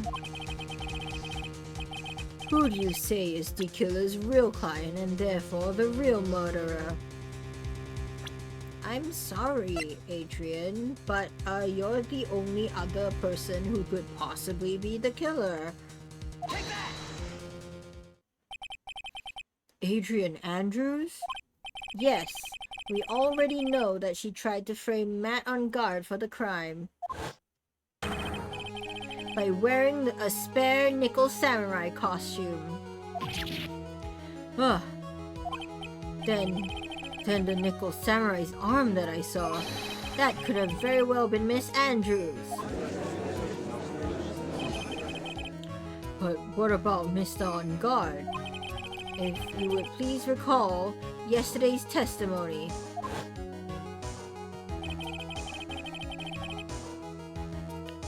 The defendant was taking a nap during a break period. That's right. Then, finding this figure at Mr. On Guard's mansion, it was a well-laid trap set by Miss Andrews, definitely.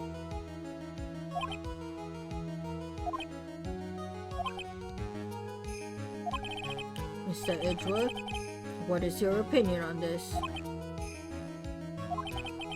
I can't even begin to count the flaws in the defense's logic. Besides which, there is no evidence to support it. However, I can't fully discount its possibility either.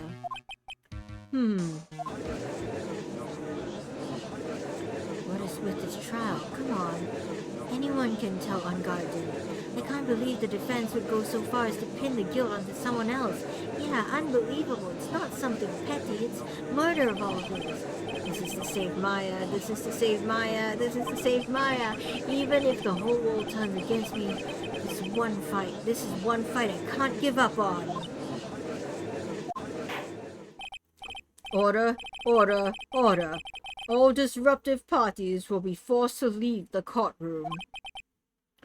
Your Honor, for the benefit of the defense, I'm willing to play along with his what-if game. Finally! Thank you, Edgeworth. Jeez. His what-if game, Mr. Edgeworth? Yeah, 'cause Edgeworth loves me. He loves Nick. The prosecution is prepared to challenge the defense's theory. Mr. Wright, Even you must have thought it strange and wondered, why would the criminal want this little wooden bear? He's right.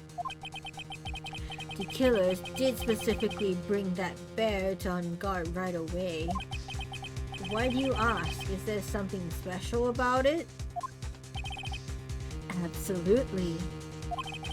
And I'm sure that once the court knows its significance, the true killer's identity will become crystal clear. Your Honor, the prosecution calls upon a witness who will clear all doubts against Miss Andrews. And who would that be? It's quite simple, Your Honor. Miss Adrian Andrews herself, damn it. I see. Well then, the court will take a short 10 minutes recess. The prosecution will prepare its witness in that time. Yes, Your Honor.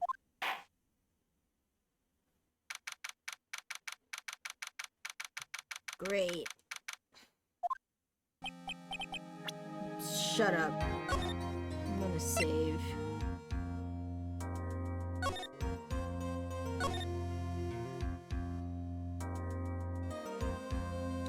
We've been going for 3.5 hours. I'm kind of tired, so I think this is a good place to stop. Okay, let's find someone to raid, shall we, chat? Let's get our raid messages out. First one's for followers, second one's for subscribers. Who shall we raid today, chat?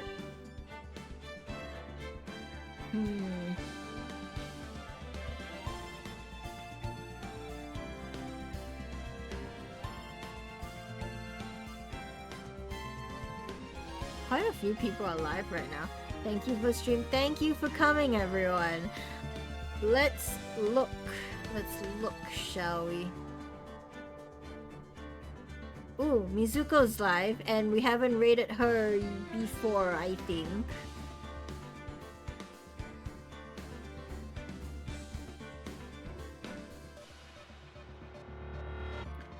Yeah, let's raid Mizuko. Thank you everyone so much for joining me today. I had a good time and I hope you did too. However, Phoenix is drawing out this trial a bit longer than I can do in one sitting, so we're gonna continue that later this week. Remember to stretch, stay hydrated, take care of yourself. If I keep voice acting, I might lose my voice, so I'm not going to. Remember to go and stretch. And remember that I'm Okena, your friendly model axolotl, and I'll see you next tide. Bye! Join the raid! Go, go, go!